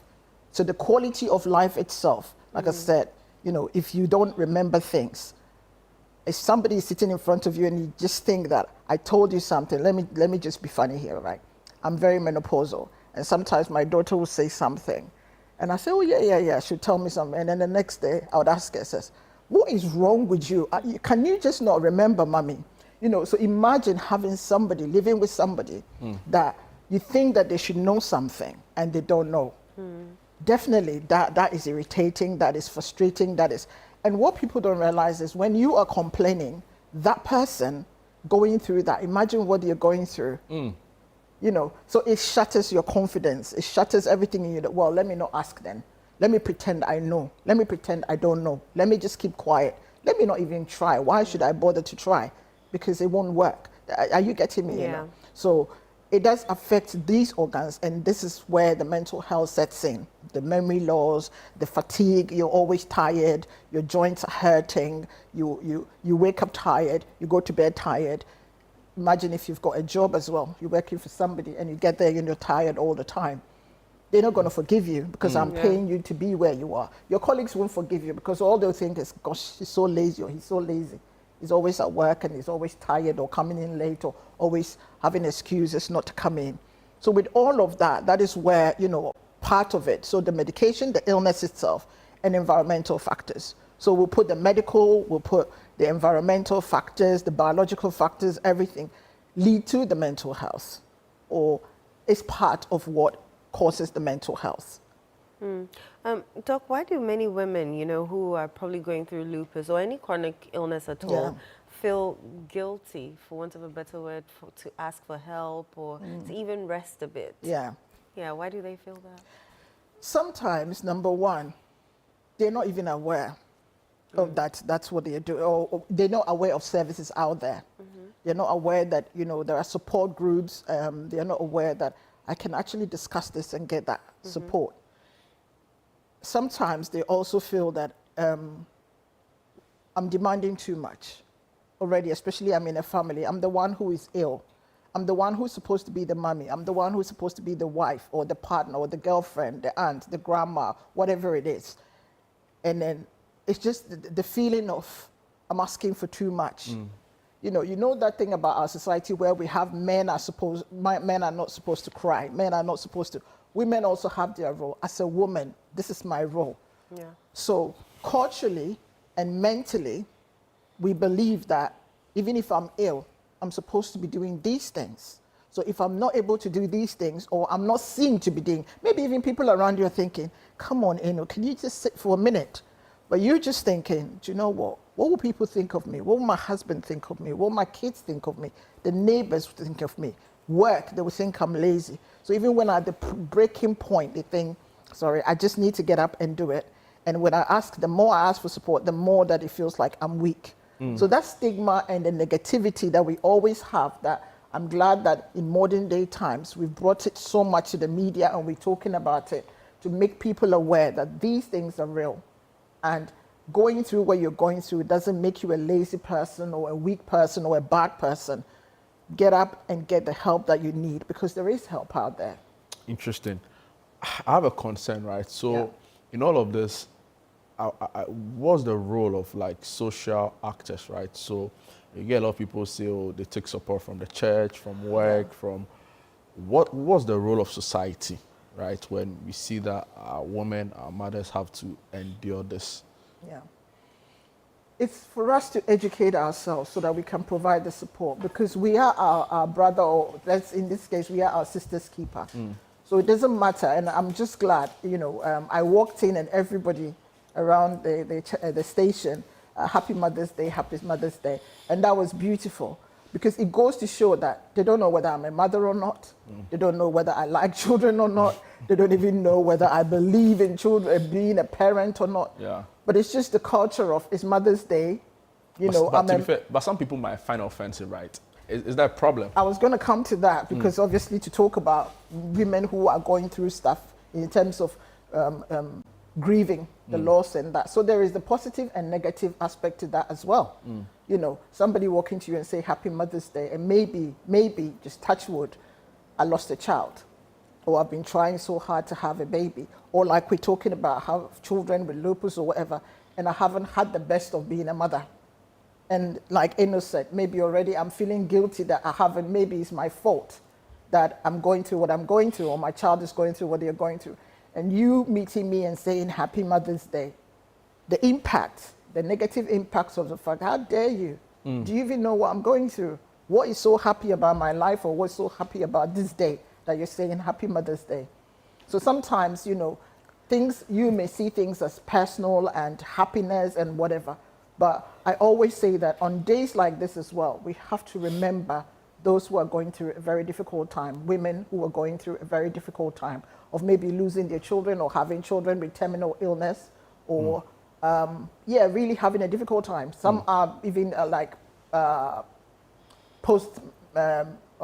part of depression, going through all sorts. So it's an important conversation because 3 weeks ago, I and myself had an interview with a mom who had autistic children, and during that interview, she made comments around not having the best of support and even experiences as a mom, right? So all of these are important. I want you to talk to us around motherhood, right? And sometimes the emotional toll, so if you are not lucky to have a supportive partner and you have to do it alone. Some people, I don't share her story, so I'm sorry I can't use, but I know I can use, having a single mom take care of kids, not everybody's built to be able to, of course, be on their own. How should they go about it? Because, as they always say, there's no manual to motherhood or parenting, and I'm happy to say, proud to say that I am a single parent myself, and have been for so many years. And if anybody says that it's easy, that's a lie. There's so many, especially if you're a career woman and you have aspirations and where you want to get to, that can even affect. As much as I have one daughter, I love her to bits and I always talk about her. But there is the other aspect of that means that you have to put you on hold. So any opportunity that you have to do something or travel or you're offered an opportunity, sometimes you just have to say no, because you have to put that child first if you want to be that so-called a good parent. I'm not calling myself a good parent, but I'm just saying if you want to do that. And that's the challenge, because for parents or a mother or whatever, you have to wake up in the morning, get the kids ready, get this, get that, and especially the story that you shared, with a parent who's got children with illnesses, that a day like this is very, very difficult, because maybe, I'm just saying, if they are non-verbal and they can't even come to you and say, Mommy, thank you, Happy Mother's Day, and you've seen all these lovely things on TV, competitions, people walking around with flowers and all of that, chocolate and that, going to restaurants, and you don't feel that. So you are still a mother, a biological mother, or you adopted children or whatever it is, but you don't feel this excitement that other people are feeling. And sometimes even some women can feel that, what is my use? Am I worth being alive? Not because you don't love your children, but you're human. And the stress of all of these going on. So maybe your children are not ill or anything, but just being that mother alone can be difficult, especially, that's why there's something called, you can be in a relationship and still be lonely or be alone. Yeah. True. And that is the difficult bit. And I say to people, what's the point of being there but that's a story for another day, a topic for another day. But the thing is that they are in there and they're doing everything alone with the children, taking them to school, making sure their homework is done, preparing them for exam, buying clothes, doing everything. And that in itself, because that's even more painful than a single parent, I'm telling you. True. Because when you know there's a human body there who's supposed to take on their responsibilities and they're not, and you're doing everything. And I think a day like this is where we all here and ChannelOne are reaching out saying that we care, we love you, and we acknowledge that it is a difficult time. And as much as we're all celebrating and having our colorful outfits and doing all of that, these mothers are also, so parenting hasn't got a manual. So whatever you're doing, for me, I think that having that communication channel, and even if it's just one person that you have that can hear you, listen to you. Sometimes you don't want somebody who will talk back at you or say things, but it's just somebody who will just listen. So you're going through a difficult day, you can pick up the phone and you can just have a little laugh or a joke. Or they can say, how are the kids today? Are they eating or whatever?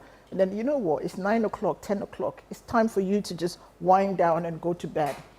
That person who will pop in your house and say, you know what, I'm babysitting for 2 hours. Just go and get some rest. You don't have to have so many friends or people. Also look out for, because these days we're lucky to have social media and the internet and that. Look out for support groups. Ghana is doing so well with support groups for anything and everything, really. And let's not allow stigma to make us struggle, because our biggest problem is, oh, what if people talk about me? What if people this? But first of all, you have to say that it's about me. This is where I encourage selfishness. Think about you and what is right for you and what works for you and your family. If you're struggling in a domestic abuse relationship and you have children, get that support that you need. Forget about a stigma. When you're dead in that whatever, that stigma isn't going to come with you. Yeah. You know, so it's about us really acknowledging that we have problems or we need support. Some people are in a situation where they are not even aware that they have problems. You know, the first thing is acknowledging that, because if you come to me, the first thing is I would like to know. The fact that you've come to me, I know that you have some awareness, but someone, maybe it's a parent or somebody who's referred them, says, okay, I was told to come and see you, so I've come. But if the person is aware that there's a problem, that is part of the therapy done. Because they know that there's something going on and they want change. So I would say that if you're with people and you know, or people are around you, friends, loved ones, whatever, and you know that they've got problems, please reach out and support them. Don't say much, but let them know that you're there for them, that they can reach out to you. Look, there's so much to talk about. We don't want you to go, right? I have quite a number of questions to still ask you. But I'll take a quick break. Sure. When we're back, we'll continue. So you're still watching Channel One TV Sunday Breakfast, and we're having a conversation around lupus awareness, Mother's Day, motherhood, healing, and all of that lumped together. Dr. Gaisie helping us with that one. We'll take a quick break when we're back. There's more. Don't go away. Welcome back. This is Breakfast Daily, or Sunday Breakfast. But all of it are the same. On Channel One TV, I'm Jude Dankano Safo is here. Dr. Gaisie is still here with us in studio. Just before we went on a break, she was talking about motherhood, the challenges, the good, the bad, the ugly, all of it together. Doc, yeah, so you were making a point. I have another question, right? Yeah. And thank you for explaining to us how sometimes unresolved trauma can aggravate during, celebrations like this. Will you say children have a role to play, right? Because yes, we celebrate our mothers, but sometimes you hear some stories and you're wondering, like, are you truly your mom's son? Because it's difficult for them. I remember one incident where a young man, went to school. The mom took him through school the whole time. And I think there was a little family misunderstanding. And just like that, I can go on about people who've hurt their moms physically in jail. So I don't know whether the problem is in the upbringing or the individual yourself. You need to work on yourself, right? Because you always won't agree. Yeah. I don't know if you get all that. I do get what you're saying perfectly, and I think you've got your answer in even the question that you're asking me, because sometimes people say, oh, I just had a fight, or I just had a misunderstanding with my child or my mom or whatever, and then suddenly they've cut me off. I don't think it was just that fight. Obviously, some children are very selfish. No matter what you do, they will do what they have to do, and that's why I normally advise parents, please don't build your life around your children. Don't make your children, because once upon a time, our culture and our tradition is, I look after you so that you come and look after me. That's beautiful. But I think that it should, as part of parenting, let's make it a bonus. That if my child should come back and they're doing well and they can support me, brilliant. But let's not build our whole life and our aging life around our children. And that is where sometimes the disappointment and that after everything I've done or after everything your mom has done for you, is that how you repay them? Is it not cultural too? That's why I said that's tradition and culture and that. But also we have to expand on this so-called culture. Sorry, I used that, somebody will crucify me. Not so-called. The culture and the traditions that we have. That, is it fair? Because sometimes the demand on children is too much. Yeah. Because you don't know your child's situation. They might not come and tell you. Imagine, like you said, having a son. I don't know, that's an isolation, a situation that, the scenario that you said. But imagine having a son. And maybe you see that everything is going on. They've got a beautiful home, they've got a career, they've got their car, they've got married, have kids. So you assume that they're doing very well. What you don't know is what is going on in the bank account or other things that they don't tell you. Sure. And when they're married, their wife and their kids are the immediate family. They come first. Mom is struggling or whatever they can support. But my thing is that sometimes we just assume that it's compulsory that every month or every week we have to remit. And that becomes a problem if it doesn't. Oh, after everything that they've done for you. Number one, if you're a parent listening to me, please, you brought the child into the world, right? You made that decision to do it. So whilst you've looked after them, please don't have the grand expectation of, it's good, it's culture, it's tradition, it's good for children to do that, it's beautiful, it's a blessing and everything. But at the same time, let's just get into the habit of understanding that my child is not my future bank, where my future investment, where I'm just putting this money into this bank account of a child or children, and they will come and look after me, because that's where the disappointment comes in. That is why now we have all sorts of life insurance, this insurance, that insurance. So start putting those things. And that's where I talked about the word selfishness, about not selfish as in you won't look after your children at all, but in the next 10 years, 15 years, 20 years, where would I be? Would I be strong enough to climb these stairs? Would I be strong enough to drive myself around? Would I be, let me start putting things in place as well. So when it comes to that, I would love my children to be there for me and everything, but they won't be my bank. They won't be the place I have to go to all the time. So sometimes some of these frustration with children is also to do with the demands. You know, they're fed up, but in our culture, we're not taught to communicate effectively. You know, we were not taught to actually sit down and say, Mom, I love you to bits, but, you know, the financial, because sometimes you have people, I know a place, right? And this person built a house for them to come home for retirement and everything. And then the mom was ill, so he brought the mom to live there. Meanwhile, back in their hometown or whatever, he built a house for the mom. So brought mom and got mom a nurse and that. By the time he traveled and came back, cousins had moved in, sisters had moved in, sisters' children, nieces and nephews, the house was packed. As soon as he talked, the mom went and called neighbors to come and talk to this guy because he lives abroad and now he's disrespectful.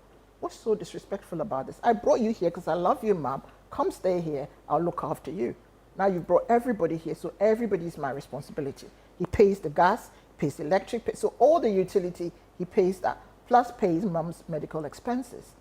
And I know that as a mother, you know, at that age, for her, she's thinking about, my son is doing well and they need to do this. The question is, do you know what is going on in your son's life?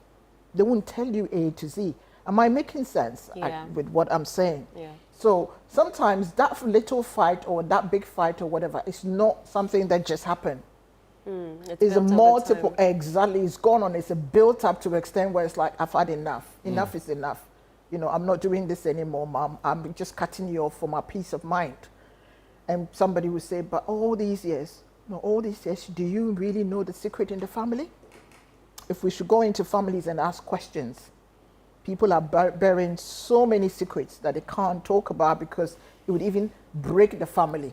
So they won't talk about it. And that is where we don't know. But all we see is what everybody can see, that suddenly the son is doing well or the daughter is doing well, so they've cut them off, or they are happily married, so they've cut mom off. Do you really know? Maybe even the mom disapproved the marriage, disapproved so many things. You know, so these are some of the factors. Today being Mother's Day as well, and we're talking about mental health. Yeah. There are some mothers who, for one or other reason, have lost their children. Yes. How should they go about navigating that? The day. One of the things is that if you're really struggling and you are the grieving mother, please switch off your TV. I know. Turn it off. You know, stay off social media, because you know what? All the glam and whatever, it's not, the glitters are not what they are supposed, they are really what they are. I'm sorry to say. Yeah. We see in all of this, but there are so many cracks everywhere. So please don't buy into that. That's number one. Don't be depressed. You know what? If you can, think about that child or those children in a nice way. What did they like? Did they like flowers? Did they, you know what? This morning I got up, and as I was coming to TV, I walk through my garden every morning. I do, that's my way of. And then lady of the night and everything, the jasmines and the smell of it. Yeah. And I thought, oh, how I can cut, because my mom died. So I can cut and give it to somebody. So if you have, you know, treat yourself to something. I just walked in and I just said to myself, Happy Mother's Day. You know, and it was beautiful just walking around the plants, because I love plants. And the smell of it and everything. So create something around you that, I'll use my word again, be selfish. You're going through a difficult time today, make yourself a beautiful meal. You don't even have to go to the restaurant and see all the things going on with mums and whatever. No, You can stay in your home and give yourself a good treat, and that's what I'm going to do. You know, just sit down on the floor or whatever, cook your best meal, sit there and put your frock on, the one that you love so much, and just sit there and then think about that child. If it's too emotional, forget about it. And please, if you're a neighbor, if you're a family member, whatever, you know somebody grieving, we're talking about that person as what they can do today. But if you're around them as well, they need to just go say hello. Just check in on them.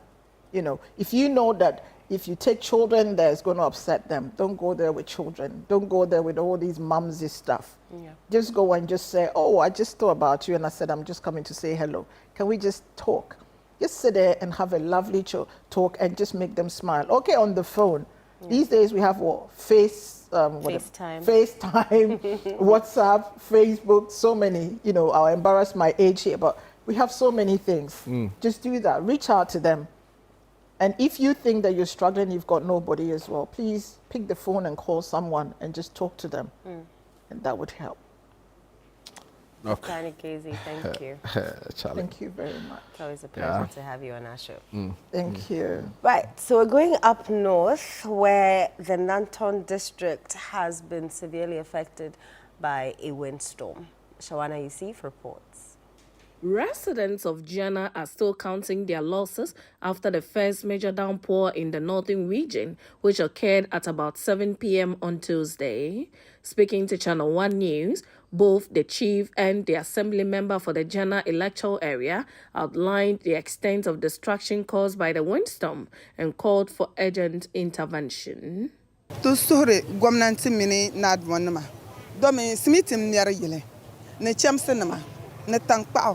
Demi ne party shama di pala la kon kabswati betiti chamse na ma tabo na ma ne tankpa ben ku nito song te song sim shanga kam kar nito ti so kam di agushi do me tenji sa chelmo sobla mi on gbar sham dalir mi kane ka so kam yen nan ben sha zo to sohruba tin mer kum terba. Many affected residents are appealing to authorities and philanthropists to support them with relief items to help rebuild their homes and provide shelter for their families. More than 200 houses or 300 houses affected. So we are appealing to anyone who can help us to do what we are going to do and get accommodation for Jana people.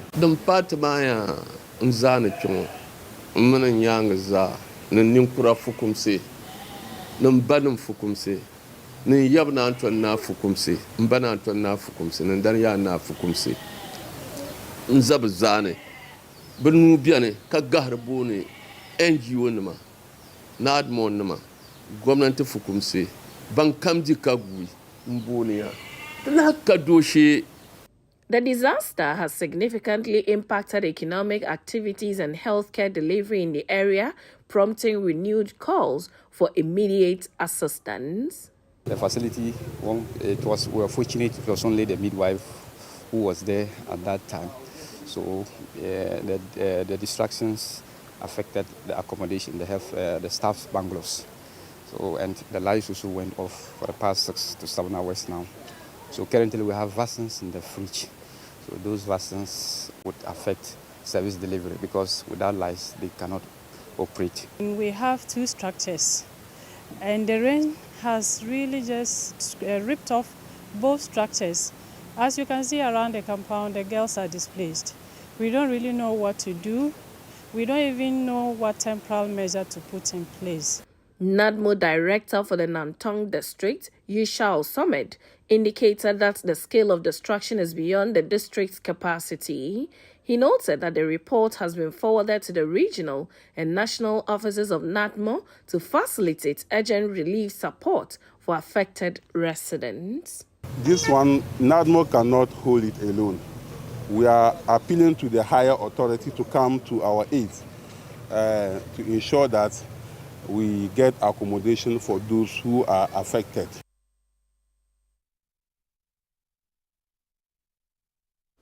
Right, let's go to Shawana Yusif, Northern Bureau Chief, for more on this story. Shawana, good morning and a happy Mother's Day to you. Hi, hello, good morning. Happy Mother's Day to you as well, and to all the women in the house. Thank We you. celebrate them Thank today. you. Yes, we do. Thank you for that. Shawana, is this windstorm a normal occurrence in the northern region? Okay, thank you, Eno. So, in the northern region, let me start this way. Is the side there for home me? for me? In the northern region, every weather condition sometimes is very severe. Okay. From what I have witnessed in over 30 years of my life. This is because if it is raining, sometimes it becomes so severe, it becomes very heavy downpours. If there is windstorm, it becomes very extensive to the extent that it causes this kind of damages you see. If it is during the heat season, the weather can be terrible. We can sometimes hit 40 going. Wow. So it's not surprising that we are seeing this today. Almost every year, almost every rainy season, we witness and then we report on issues of windstorm like this. Mostly the rains are preceded by heavy windstorm. Right. Sometimes, if I may say, even sandstorm, because as the winds are blowing, the sun becomes, I don't know, it's almost everywhere. After sweeping in your room, you feel like you can even use those sand to start your building construction. So yes, it's not surprising that we are seeing this in the northern region. What kind of buildings are mostly affected, right? Because we know Nanton is a mix, rural and a few urban areas. But what kind of buildings are mostly affected by these windstorms? So if we talk about the buildings, I mean, I think it can happen to anyone at all. Sometimes it's not just the local or the very rural kind of buildings with maybe the thatch houses or with the mud that are mostly affected by these storms. No, sometimes it depends on where you are situated, if I may put, and also if there are a lot of trees around to serve as wind blocks for your building, and as to how strong enough your building is. So the very day the incident happened, I went to that particular area and I visited. So this community, the general community, is directly opposite Sak Balogo. That's another community. So it's just the major road that is dividing these two communities. I noticed that towards the Sak Balogo area, they weren't very much affected like Jana. Okay. You could even see around Sak Balogo that new buildings that they are yet to finish. I mean, if I would say they are yet to finish, people like the owners are yet to even pack in to settle in these houses. Okay. Most of the roofs were affected. Wow. So we won't even say that this is an old building that has lived the test of time, and because of wear and tear, the roof is coming off. Right. So I'm just trying to put in perspective that it doesn't matter the kind of building.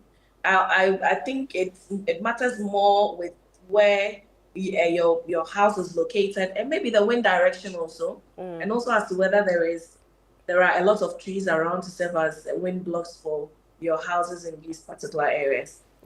Shawana, talking about trees and it being wind blocks, I've been to the northern parts of Ghana like twice. Can you imagine? Kankati Heritage Caravan. Kankati Heritage Caravan. And you realize that the land up north is mostly bare with mostly savanna grass. So there are not a lot of trees. Are we minded, or is the community minded about growing more trees to prevent these annual occurrences? Okay, thanks, Eno. For growing of trees, you hardly see houses. If you sample, let's say 10 houses, I'm not sure you would get 5 of these houses trying to intentionally grow trees. I'm not sure. Education is still ongoing. A lot of people in this particular space working in trying to make sure that the country is green enough or the region is green enough. I'm also advocating for people to plant trees. Right. I remember the last time we went to Kushegu with this same issue of windstorm destroying schools and other things. Yeah. There were advice here and there that they should ensure they plant trees to serve as wind blocks. But we are hoping that as the years go by, people will find a need to want to plant more trees. And they won't even cut down the trees in the first place to build their houses.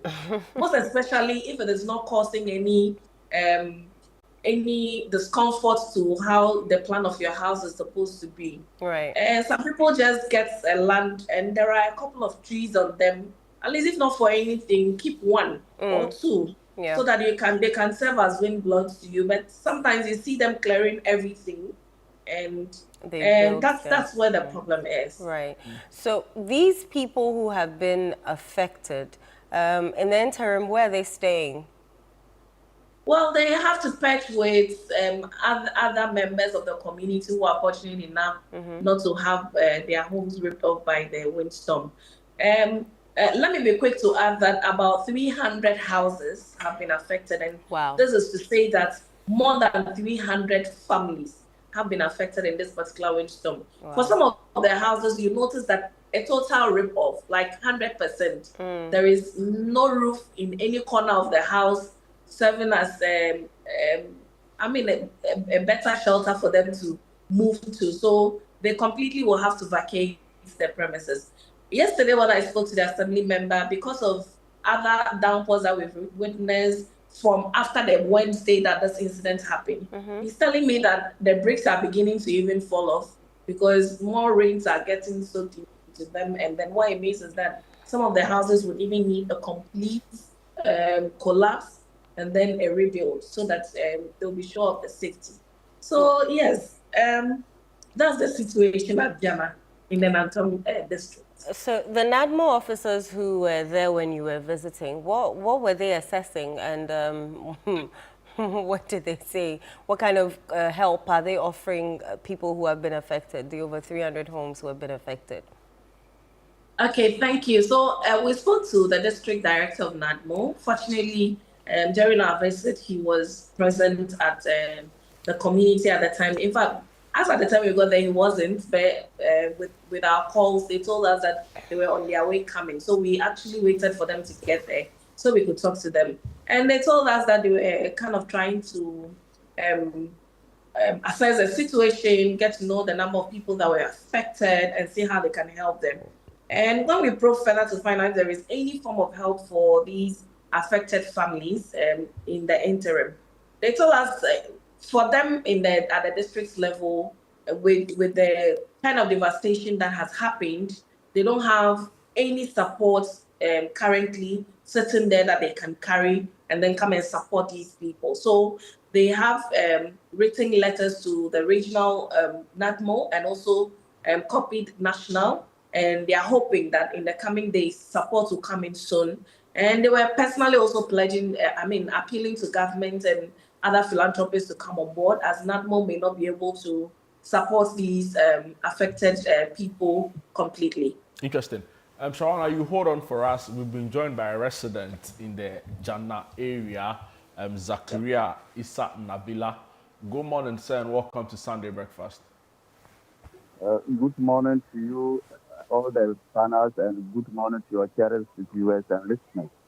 Amazing. How much of a concern is this to you? And yourself, are you a victim of this discussion we're having on the show right now?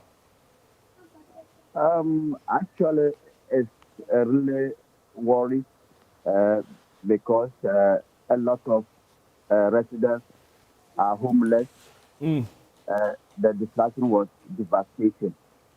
As a person who's a native from the community, 42 years, I've never witnessed such a rainstorm that has been eroded the whole community that way. So it's a concern now because people are homeless. It also affects our social amenities, like our primary school has been affected. Our compound where we assess basic health needs is also affected. And businesses like stores and containers has been also affected.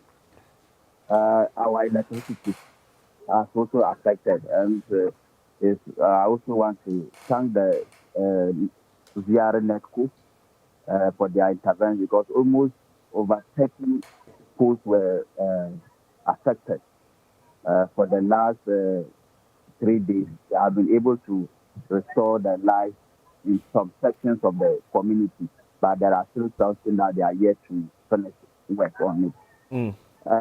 Actually, I don't know what to say, but as a person, I would say I'll count myself as part of the luckiest one because my house it was not affected. But my siblings, my brothers and sisters, uh, in the northern part, we live in the extended family. My extended family, we have almost 6 houses, and it was only my house which was not affected. All the other houses were affected, and we live as a community.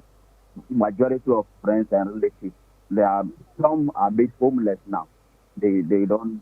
All the house has been uprooted and the building has been collapsed. So some, even if they have support from references, they need to still put up the walls before they can get shelter. So it's really a concern to us and concern to me because as a stakeholder in the community, it's not easy. What has been the feedback from authorities, right? Those involved with dealing with this. Our correspondent tells us that NADMO have been in the area ascertaining the extent of damage. But we also know that, other, for example, there's other authorities like the Assembly, right? And even the MP's office are stakeholders in all of this. What have they been saying to you in response? Yes, I think the incident happened just 4 days ago, and you, the media, you have done very well in terms of amplifying our voice to reach out to all stakeholders who are concerned citizens of Ghana. The NADMO is not left out. They came on the following day to assess the situation and prepare their reports on it. And as we know, it's a disaster management organization. I don't know whether they have instant funding they can come within the 4 days. So, but they have come, the district team have come to assess it, and I have reliable information that they have submitted the report to the regional.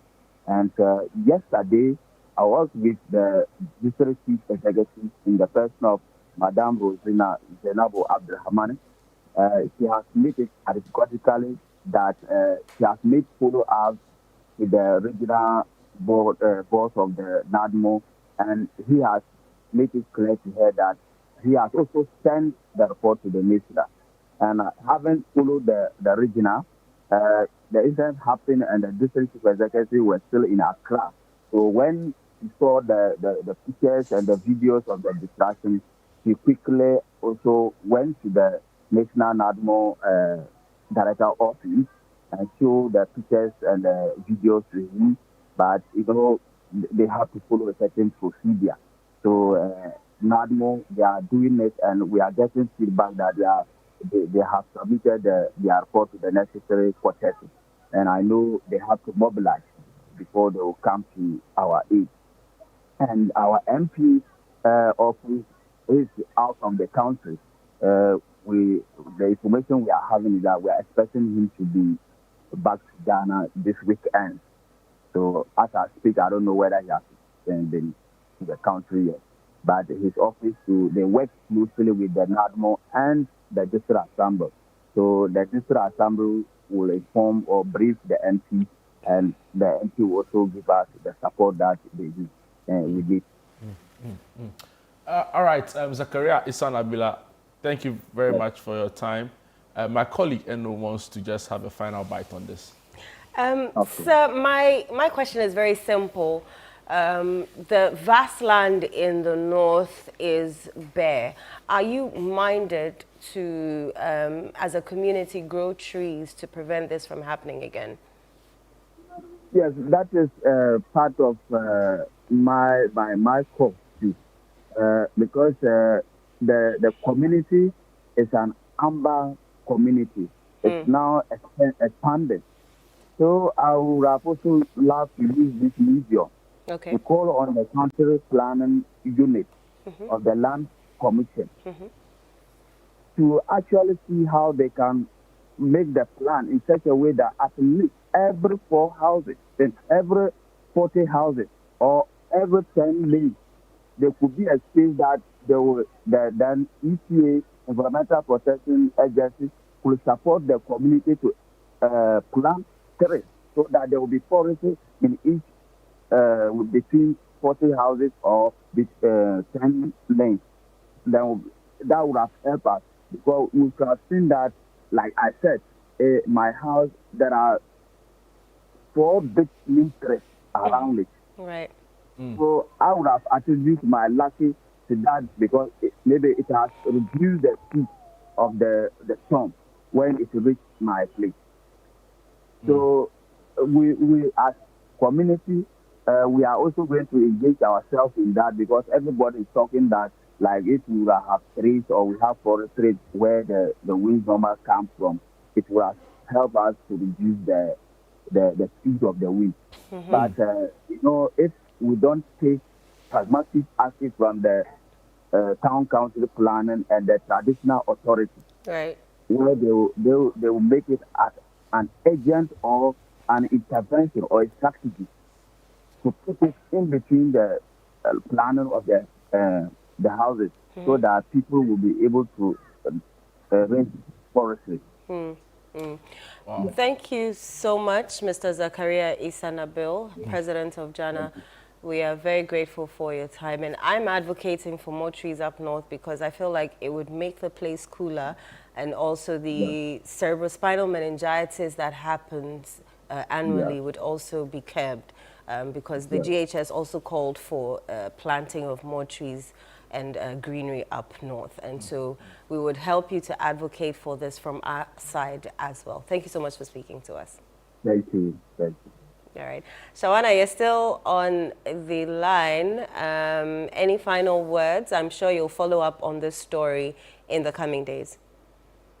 Yes, definitely. I will be following up. And I'm actually happy to hear what the residents said about the fact that they will consider planting more trees. And that's, he had 4 trees, and he can associate the fact that the disaster didn't get to him because of these trees. So I think I also advocate that they should consider planting more trees in these, I mean, not just in Jana, but we should all make it a habit to ensure that we plant trees around our homes.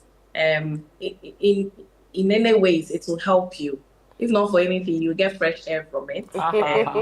When the time comes, it would prevent these storms from getting to you drastically.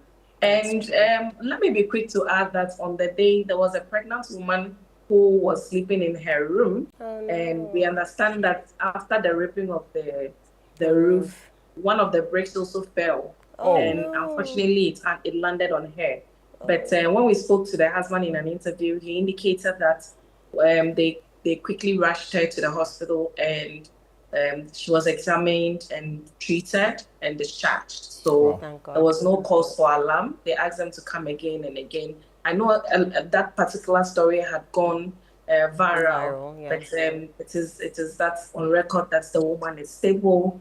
Doctors assessed her situation and noticed that there was no major damage caused to her nor the baby, and she was treated and discharged. So on this note, I also appeal on behalf of the people of Jana to whoever is doing the listening, philanthropists, organizations, the government.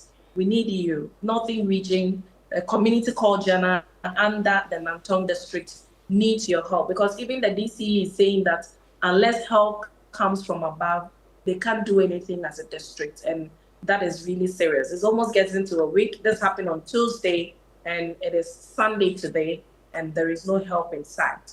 We are calling for philanthropists to come here. Thank you so much, Shawana. Grateful as always for your time. So I know, clearly, I mean, it's a serious concern, right? Because it poses very serious safety risks. You know, the fact that you can be in your house and die without having to cross any river. You've not gone to sit in airplane. You've not gone to cross Mediterranean Sea. You are not on motorway and you are dead because, you know, I think nature, to an extent, you know, is taking its course. Nature in the sense that I think that it brings to the fore severe or very important or serious concerns around climate change, right? Because Shawana initially alluded to the very drastic weather patterns, right? So if it's hot, it's extremely hot. You know, if it's cold and it's raining, it's a different kind of rain. We're not used to this, right? And the experts tell us that that's how you clearly tell that there's a significant shift in climate, right? And it's also as a result of some of our actions, right? So we are sun winning, we are cutting down the trees. It's not even like the trees are, when we cut them, we are replacing them. We are not. We are doing galamsey, giddy giddy. Tree planting exercise. Where are the trees? Charlie, no, I won't make them out of puzzle. You know, the galamsey, we are doing it like it's nobody's business. It's getting worse. I saw a video of the Ankobra. I, for the life of me, couldn't believe what I was seeing. You know, so all of our actions is contributing to what we are seeing, right? And it's important that we find ways to deal with them. So climate change is real, right? It's real and it's happening, and we need to pay attention to it. But I also like your suggestion around planting trees, which feeds into mine. And I hope that we are minded to do that. There's the local assembly. They should also be seen to be working when some of these things happen, right? Yeah. And hopefully aid gets to them because as Shawana was saying that it's almost a week and they have not seen anything. Go for a break? Yeah, you have a conversation on iron deficiency in children when we return. Don't go away. You're welcome back. This is Sunday Breakfast right here on ChannelOne TV with me, Inu Safo. We're going into our nutrition conversation. We're talking about anemia, treating iron deficiency in children. You can always send us your questions to ask 0204 447 033 0204 447 033. And that is here with us, Efua Deswa Insiano Manyo. She's a registered dietitian with Deswa Diet Consult and Medical Catering. And it's always a pleasure to have her on the show. And a happy Mother's Day. Happy Mother's Day, my dear. How are you doing? I'm good. I'm sure you're going to be celebrated today. I hope you're looking forward to it. I love that for you. I love that for you. And anemia. Children get anemia? Very common in children. Really? Very, very common. I thought it was us adults who refuse to eat well that... So in the first place, what at all is anemia? So simply, anemia is when the red blood cells is smaller in the blood, and the hemoglobin also in the red blood cells, of course, is also lower. So the child becomes anemic. You don't have enough iron to carry oxygen to other parts of the body. The symptoms are quite broad. The child will be pale, will be easily irritable. They become very, very unsettled, as I say. They cannot rest, they can't sleep, they can't eat. Some even lack energy to cry. Okay? They become very weak. Sometimes they rather find comfort in non-food items. They want to be eating the sun. They'll pick anything, whether a paper or pen. Sometimes I saw a child who would always look for a pen. I don't know what, and the pen, not the ink side, but the cover. The rubber? Yes. Okay. And that's what they want to chew. And if people chew on ice. Yes. And then that clay thing. Good. But that one smells good. So, yes, and they tend to refuse actual food, but would rather want to go for the non-food items. So children, some affects their hair, their hair, and you know, it also affects their cognitive function as well. Of course, the brain is not getting enough oxygen to function properly.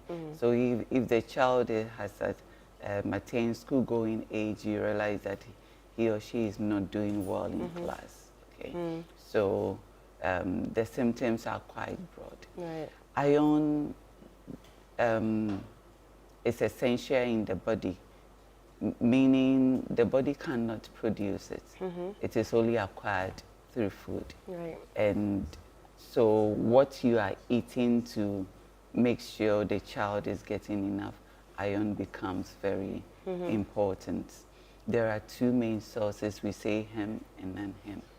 So the heme is from the animal sources and the non-heme from the plant-based ones. Sometimes the iron deficiency is not as a result of poor nutrition intake or inadequate nutrition intake. Sometimes it could be poor absorption of the iron. Okay. You could have enough, but your body is not able to absorb. Other times too, there could be gut leakage. Okay, so you have enough, or you might take enough, but because there is leakage in the GIT, you are not able to absorb enough, because at the end of the day, what you take is not absorbed, it is leaked out. Okay. So these could be some of the reasons why the child may be anemic. The leakage, doctors may help do assessment to find out. Absorption, we will learn it here because it depends on the combination, the pairing of the nutrient that will enhance the absorption, or what you are eating with the iron-rich food that hinders the absorption of the iron. Okay. Okay. Sometimes our mothers will come and, you know, do this. Yeah. They're pulling under your eye. Yeah, the best doctors, Just right? say, what are they looking for? Can that really show whether you have enough blood or not? Oh, really? Yes. So they're not just doing it because, you know, mothers do strange things. Come to say you're under your eye. Your mother hasn't done that before. It is. So the more pale it looks, the more indication that you don't have enough blood. I'm not going to make contour, right? Yes. I remember last week my child, in fact, I had to pick her from school because I visited her. I said, no, you are not looking good. Your face, not because I'm a dietitian, but I think most mothers will do that immediately. I said, no, you are going to write exams and you need to be well, you need enough, your brain should function well. So I can't watch you go through this. She was like, Mommy, I'm fine. Mommy, you like doing that? So look, then I brought contemporary, I'll bring hibiscus, I'll bring this, sit on her to eat. Oh my days. A child almost 18, you have to babysit. So even that one, I'll babysit. How much more a toddler? So we are the best doctors. Okay. Which age group among children do we see iron deficiency to be very common, right? You see, it happens at every stage, right from the weaning stage, where you are introducing other meals. So there are these cereals that are fortified with iron. You go for weighing, your nurses or your dietitians or nutritionists there will tell you to give the baby iron-rich food. That's where they'll bring in the contomere and others for you to beans, fruits, pair them with fruits to enhance absorption. They will tell you do not introduce animal milk, the liquid. I don't want to mention names, okay? So stick to baby formula. They are fortified with iron, okay? So if you have to add milk, the liquid one is not there. non-baby formulas are not good enough for your child because they are not rich with the appropriate amount of iron for your child. Literature will tell you below 12 months, don't give those kind of milk. But I would always say, wait till about 3 years, because there are fortified baby formulas that are good enough for the child until 3 years. Okay, so those ones are there.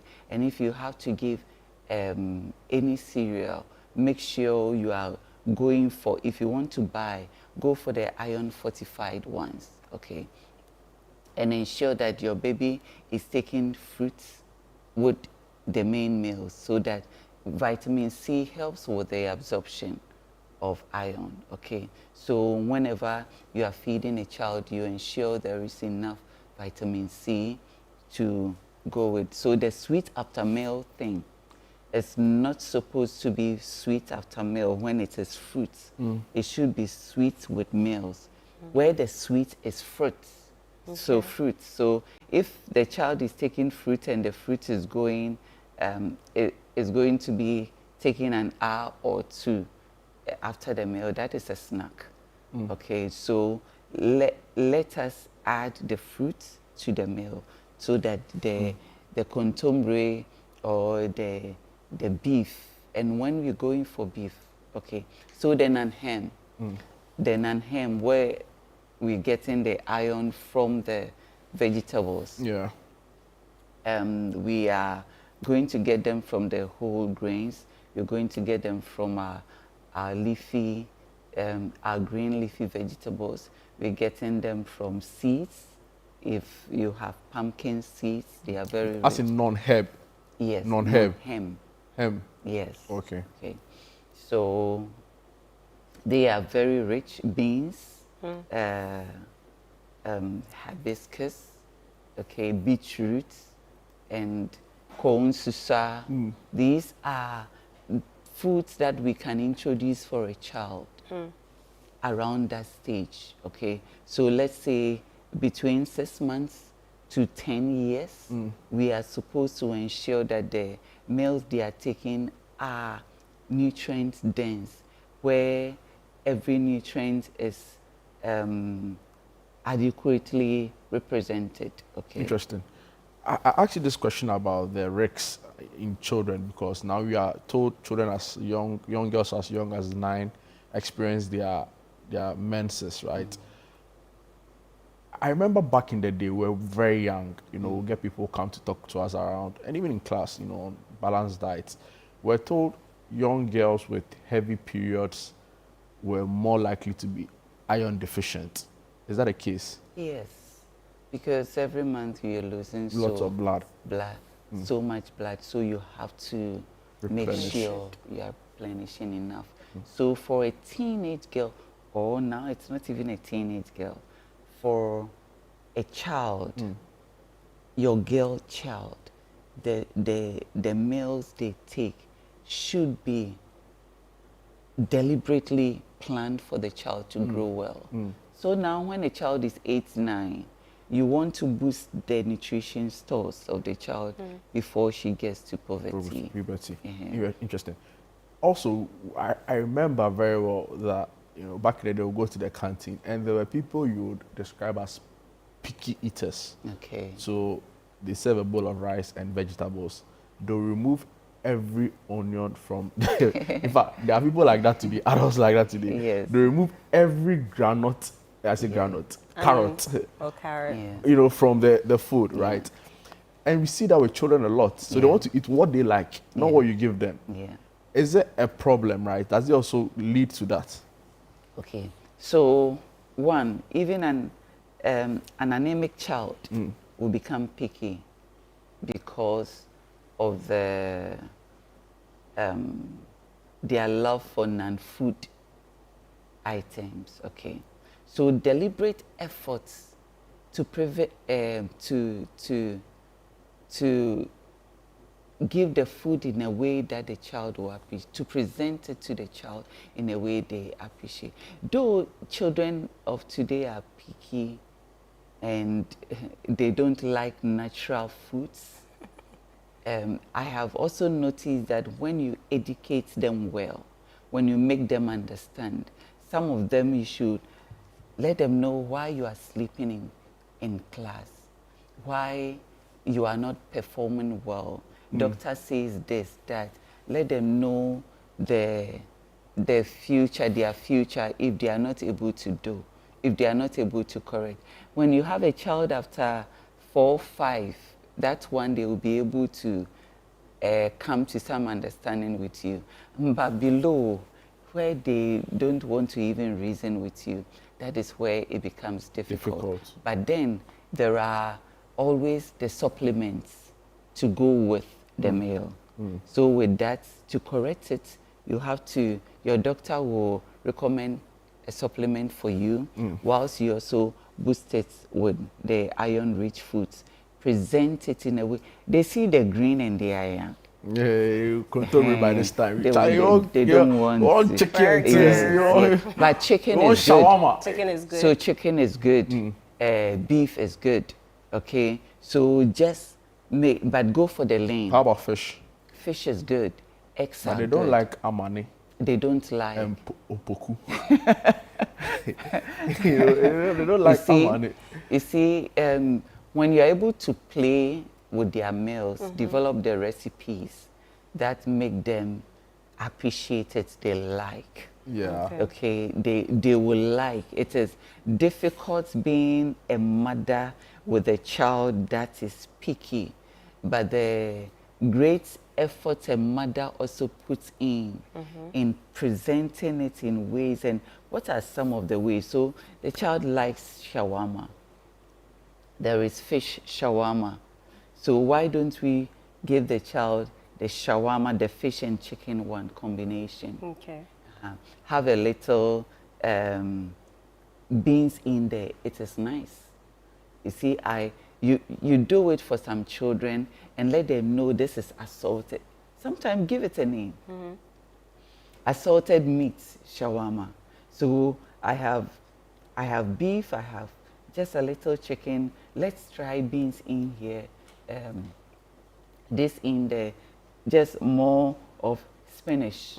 They will like it. Yeah. Okay. Sometimes we say they don't like our local food because we don't introduce them. We want to be like a high society in quotes. So we want to go for the bottled food. So by the time they are 3, 4, they are used to the bottled food you were buying for them. Right. Sometimes for purposes of convenience. There's a question here on processed food. So I don't know whether it's the same thing. Yes. So are you referring to the same thing? Yes. Because this message said, hello, Jude, kindly get a nut to delve on the issue about children always wanting to eat processed foods and canned food. Yeah. So I don't know. Yes. So you see, children always like what they see presented on the screen as the best. So they see this in an advert, they see this, friends bring it.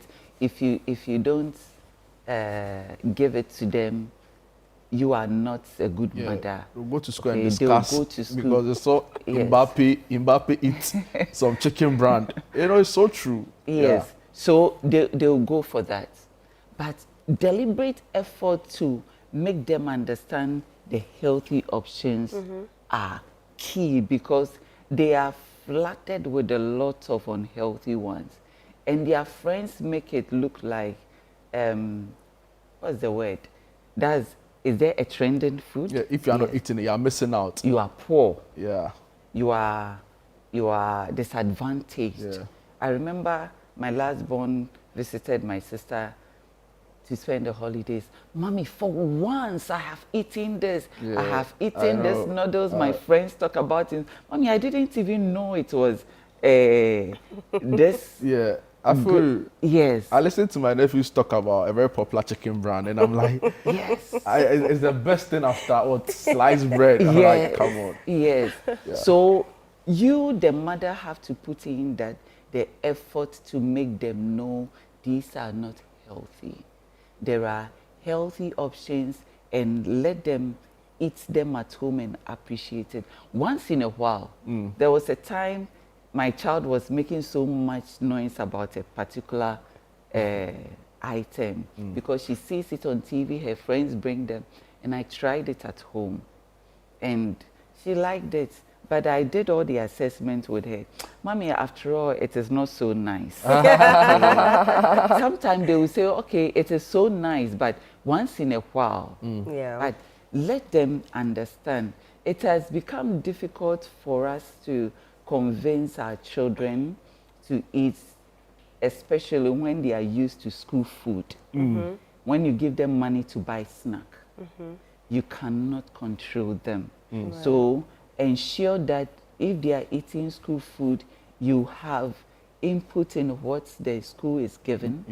So go to PTA meeting. Yes, and go and say some. Yes, and now some schools are doing so well. I see some school menus and I'm proud of what effort some schools are putting in. And when it comes to snack, buy the snack, choose for them. Let them not go to school with money to buy whatever. Otherwise, you cannot control them not to go for the processed one. And the processed ones are not fortified with these nutrients. They are what is exposing our children to these early chronic diseases. Okay, so fortified foods will never solve your iron deficiency anemia. There's this other message on, I think this is just a contribution to the show. It says, Jude, is true. Iron deficiency in children also leads to a lack of concentration in schools. There's studies to suggest same. Thank you for sending in that message. And I was So if you don't put in the deliberate efforts to nurture your child to grow well and function properly, the key word is deliberate, because they will reject. But little by little, when I wouldn't say it's difficult, because even as a dietitian, I struggle with some of my children. Are there any children who grew up liking kontomire already, you know, like it? Really? You see, with time, they do. Okay? Because my teenagers appreciate. The little one is happy with the friends doing this, but when they grow, they appreciate. I had a child. But I'm talking from like kids. I had a child. My niece calls it green. I want green grass. She wants salad. She loves it. But salad is not kontomire. You know, like the kind of food, like agushi like kind of kontomire. All those green things, or she loves garden them. eggs and stuff like that. For some reason, she loves it. In some household, it's like, whoa, all hell will break. It's like, and the mothers will be chasing them. I saw them in my apartment. They are children. I had a consult, and the child, I think 6 years, I asked her favorite, and I was shocked. What did she say? Kontomire boom with that right. And this child was raised... or something. No, she was raised by the grandmother. And you know what she said? Just add a little granite. And that is my Ghanaian child. I like that. I like that. A child raised by the grandmother appreciates these things. Appreciates. But the mother who is as busy as or wants something convenient for the child. But even now we pick a day to prep, put it in the fridge, and then try to help them appreciate it. It's another question for you. Hello. Is there a direct correlation between mild constipation and iron deficiency in kids? Okay, so the good news is, in trying to treat iron deficiency in kids, you will go for the whole grains, you will go for the greens, you will go for the fish, but the too much fish will cause the constipation. The too much protein will also contribute, but you go for the leafy greens and the whole grains. That will nourish the child, treat anemia, and also give the free bowels. So then that means the reverse is true, right? Yes, balanced diet. Wow. Everything is back to balanced diet. The reverse would be true. So the lack of all of this would also lead to constipation. So if you are given the processed food, they sit on the pot and they make They noise. wouldn't be coming. Yes. Oh, too bad. They will not be able to. Too bad, Yes. too bad. Too So going back, when you have a child, and especially these days, our girls or our girl child is facing anemia, serious anemia. Really? Yes. What's causing Why is it? it common in girls? So dietary. Unless there's a medical evidence that there is a leakage, Okay. everything comes back to diet. The right meal and the pairing of the meal. Every day boba tea, then Yes. they'll be holding Stanley Yes. cup, then Yes. ice and Every day, every day boba tea, now indomie, everything. No matter the vegetables you and I add told to them, it. told them. I mean, it is not a healthy option. It's not ideal. Yes, it is not ideal. So why are you feeding your child with these processed foods? Though convenient, but you see, the body needs to function very well for the child to be there or enjoy the optimal benefits of good health. Right. Okay, so if you are not feeding the child with the natural, and I will keep emphasizing, because nature protects, preserves, and then enhances nature, you cannot bring artificial And to expect maintain nature. You cannot. I feel Okay. it. So when a child is not doing well in class, go and assess, talk to your doctor. Your doctor will definitely. When a child is not even able to sleep well, when a child is looking that pale, But if they sleep too much too in class, that's a problem, right? sometimes they are so weak, all they can do is to sleep. And that's sometimes they can't directly play. linked to iron deficiency. Iron deficient. Even as an It's adult. a serious issue. Yeah, very serious. Even as an adult, if you're always feeling weak, low energy level, I mean, the iron to carry the oxygen for you is inadequate. I need you to come and check some people for me. So you They cannot. sleep too much. Yes, you are always weak. They're always sleeping. Yes, you see, you don't even have interest in social activities. anymore. That's why the child is not playing. An adult who doesn't want to mingle, doesn't want to, he doesn't have the energy for life. Right. Okay, so low energy and low HB is very, very key to all these things. And when a child has to really grow well and give you the grades and look good, instead of buying all the supplements and even sometimes the clothes, do the proper assessment. Happy Mother's Day.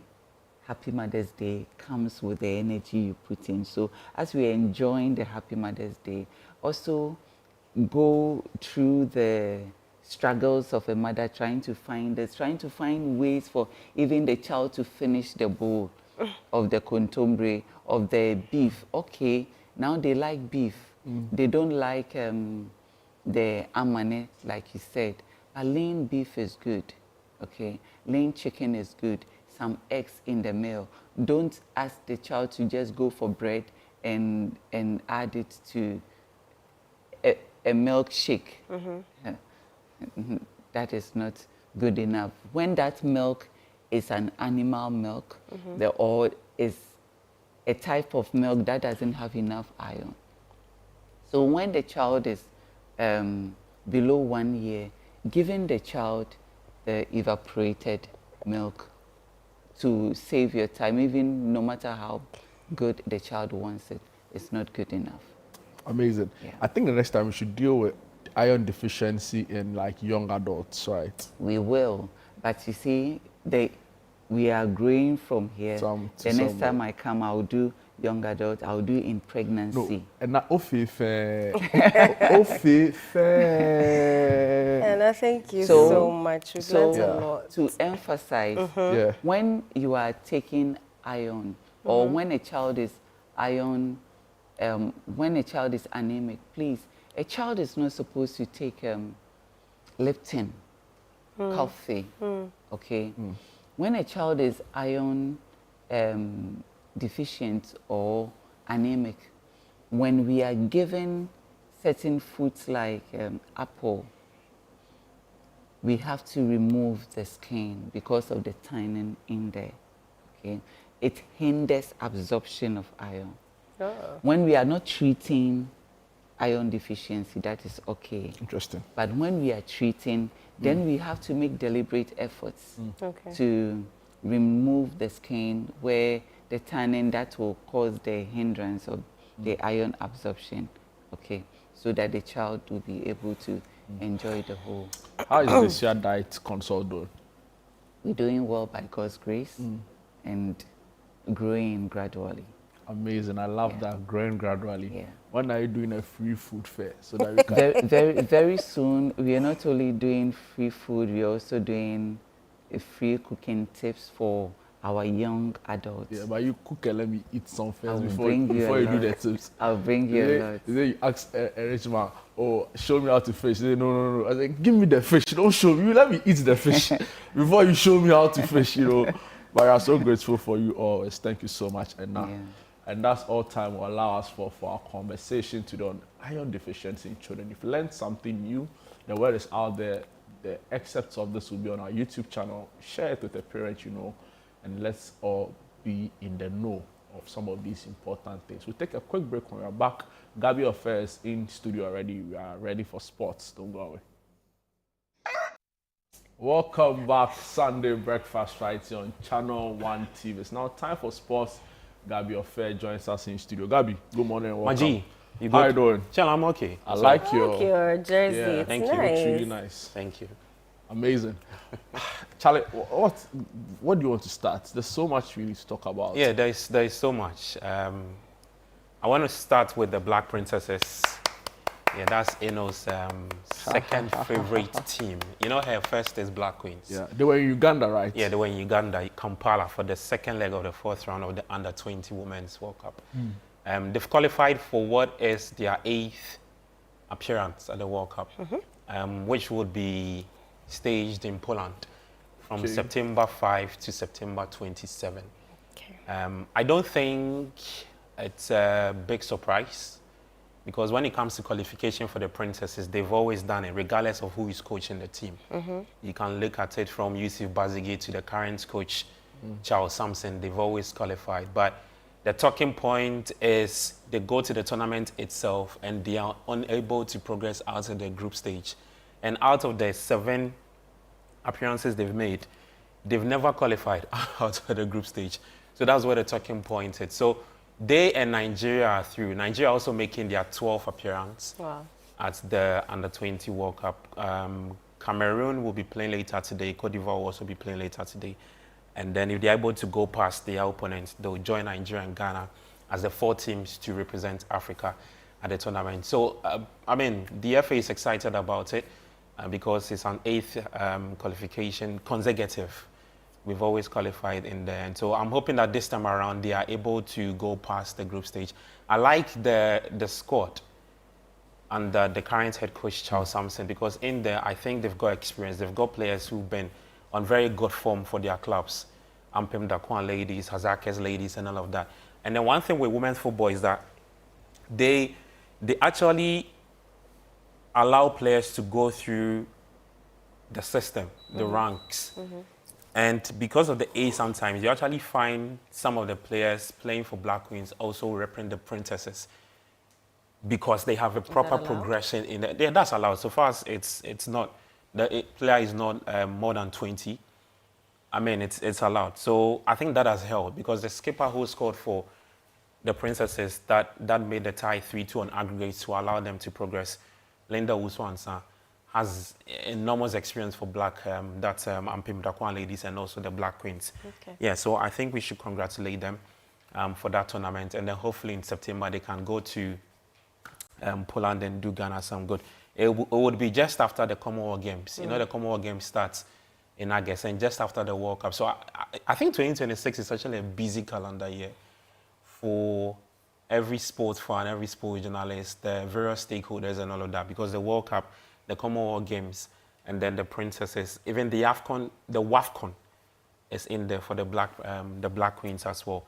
And then the AFCON qualifies itself for the Black Stars is in there. So it's a pretty busy 2026 for anybody who is interested in sports. Yeah. Amazing. Congratulations to the team. We wish them all. Definitely. You know, some people feel like women's football development is the KET administration's biggest, is the only shining light or shining spot in the administration. Yeah. So I'll give it to them. Yeah, I agree. Because in his administration, if you look at the black queens like this, I think the last time they had a biggest achievement was in 2006. Wow. Ever since they've struggled. But when KET came in, the last tournaments they played in Morocco, they went all the way and reached the third place, clinching bronze. And they've qualified again. And there's also a rise on the FIFA rankings. For the queens. For the queens. So you can tell. In fact, even affected the upcoming qualifiers they played because of the way they've been performing on Africa. They had a bye, so they skipped the first round, I believe, and then had to wait for the teams that will progress from that round into the second round and beat them. So as for the queens, I think yes, the princesses also same. So women football in general, even the league, is doing good. Yes, even they have the league, sponsors when the main league didn't have sponsors. That doesn't have. Yes, and they're able to get like very, very great talent in there. One thing I like about them is that you find some of these ladies not only just playing football, taking education very seriously, and also this thing they are doing with the police, the military. They also have their teams playing the league, so it's good. So if it doesn't work out for the lady in football, there is also that second path that lady can activate. So I like that. For you. So you see the women's local league players are playing in the Black Queens. Yeah. Why are you guys not advocating for same for the Black Stars? And Achimwa is a different level. That's one. That's one. And the second thing too is that I think with them, they don't really have issues with when it comes to influence with collapse and all of those things. Okay. It's a natural order. It goes through, it goes through like that. It's just the Black Stars that we have that conversation. And you can understand because that's the biggest asset when it comes to football or even for the GFA. That's more like their biggest asset. And so there's always that talking point about certain things around the team that will never go away. Look at this conversation around the local players thing. It wasn't around. But when the World Cup, right? Yeah. That conversation has resurfaced again. And it always resurfaces when there's a World Cup or an AFCON. As soon as those two tournaments goes away or is done, that conversation won't rise again. Right. So, I mean, I can understand that part you're talking about. And even with that, when you pay attention to the princesses and the Black Queens, a lot of the players who make the squad for tournaments come from the local league. Yeah. They rather, so they get a call out from the local league. And then when they go to tournaments and they perform, because of what they have done at the tournaments, then they get opportunities outside. So for they, it's like the national team is that pathway for them to bigger opportunities in Europe. Right. But it's a different thing with men's football. Because even with that one, you can find a player who is playing under 20, will not play the under 23, will not even play the under 17, and then straight he's out of Ghana playing in Europe. A perfect example is Prince Awakon, who plays for Noise Jalan, was with RTD. Nobody heard of him, but he's gone to Noise Jalan, he's doing well. People are now talking about him and calling for his inclusion in the Black Stars. Okay. So the women football, I think they have their things going very smoothly. Their only concern has to do with cash. Yeah, that's their only concern. If you're able to take care of that, I think we'll not even hear stories about it. And they should take care of that, right? Yeah. I mean, the FA should be... And recently they had another sponsorship deal from Goldfields that was signed on Friday, I believe. But that's for the World Cup, right? No, it's for, so part for the World Cup and then part for the Black Queens. So the Black Queens will be playing the WAFCON. Yeah. And then they gave the princesses and I think the Black Challenge, that's Ghana's PT national team. Okay. Because they are also doing very well. Not had a lot of attention in recent times. If I'm back-to-back AFCON titles to their name. So I like that bit. So if the GFA is able to get money from corporate firms and take care of these ladies, I don't think we'll be hearing stories like that anymore.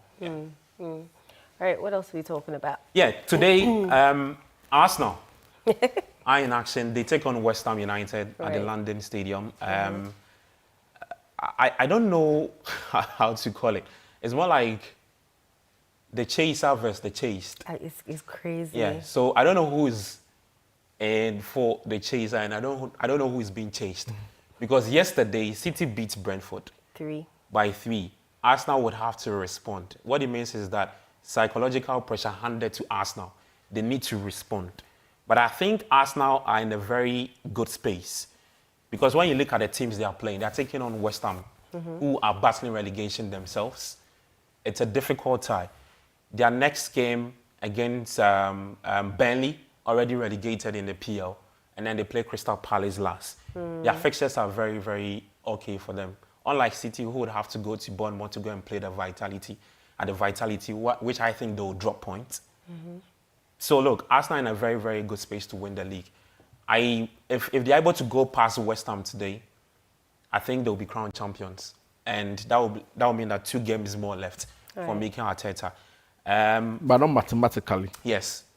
I think the game will be very difficult, because West Ham would want to escape relegation. In fact, the Opta supercomputer says that if you look at Spurs and West Ham, Spurs' chance of going on relegation is very lower. West Ham do have an 80% chance of going on relegation. Because of one, they are looking at what Roberto De Zerbi, who is the new manager for Spurs, has done. He's won 2 games for them. In fact, Spurs had not won a game in 2026. It was under De Zerbi that they got their first win, and then he's managed to get a second win. West Ham themselves, in their last game, did not perform too well. They don't look like a team that understand the occasion. I think on the part of Spurs, what is working for them is the new manager thing, and he's able to let this player understand the assignment in the last 2 games that they've played. So it's a big game for Arsenal, but I think Arsenal will go past them. What I like about the Arsenal team is that the key players in the team, like Victor Gyökeres and Bukayo Saka, are turning form. And they've turned form at a very good time for Arsenal, because Gyökeres actually received a lot of criticism, I think, in the last few past weeks that he wasn't stepping up. But in the last 4 games, his goal contribution for Arsenal have really improved. So I think Arsenal would win this game. And then they've already announced the date for their parade. Are you serious? Oh yeah, you've not seen it. And that's just right after the Champions League final. That's if they win it. Because, the players would have to leave for the World Cup. Right. It's a very busy period, because May 30, you have just June, a few days for countries to begin to name their squad. So they've announced announced the parade already. Yeah, I mean the parade for any of the titles, because they know there's EPO and there's Champions League to win. Wow. But if they bottle the 2 there, the parade should still happen.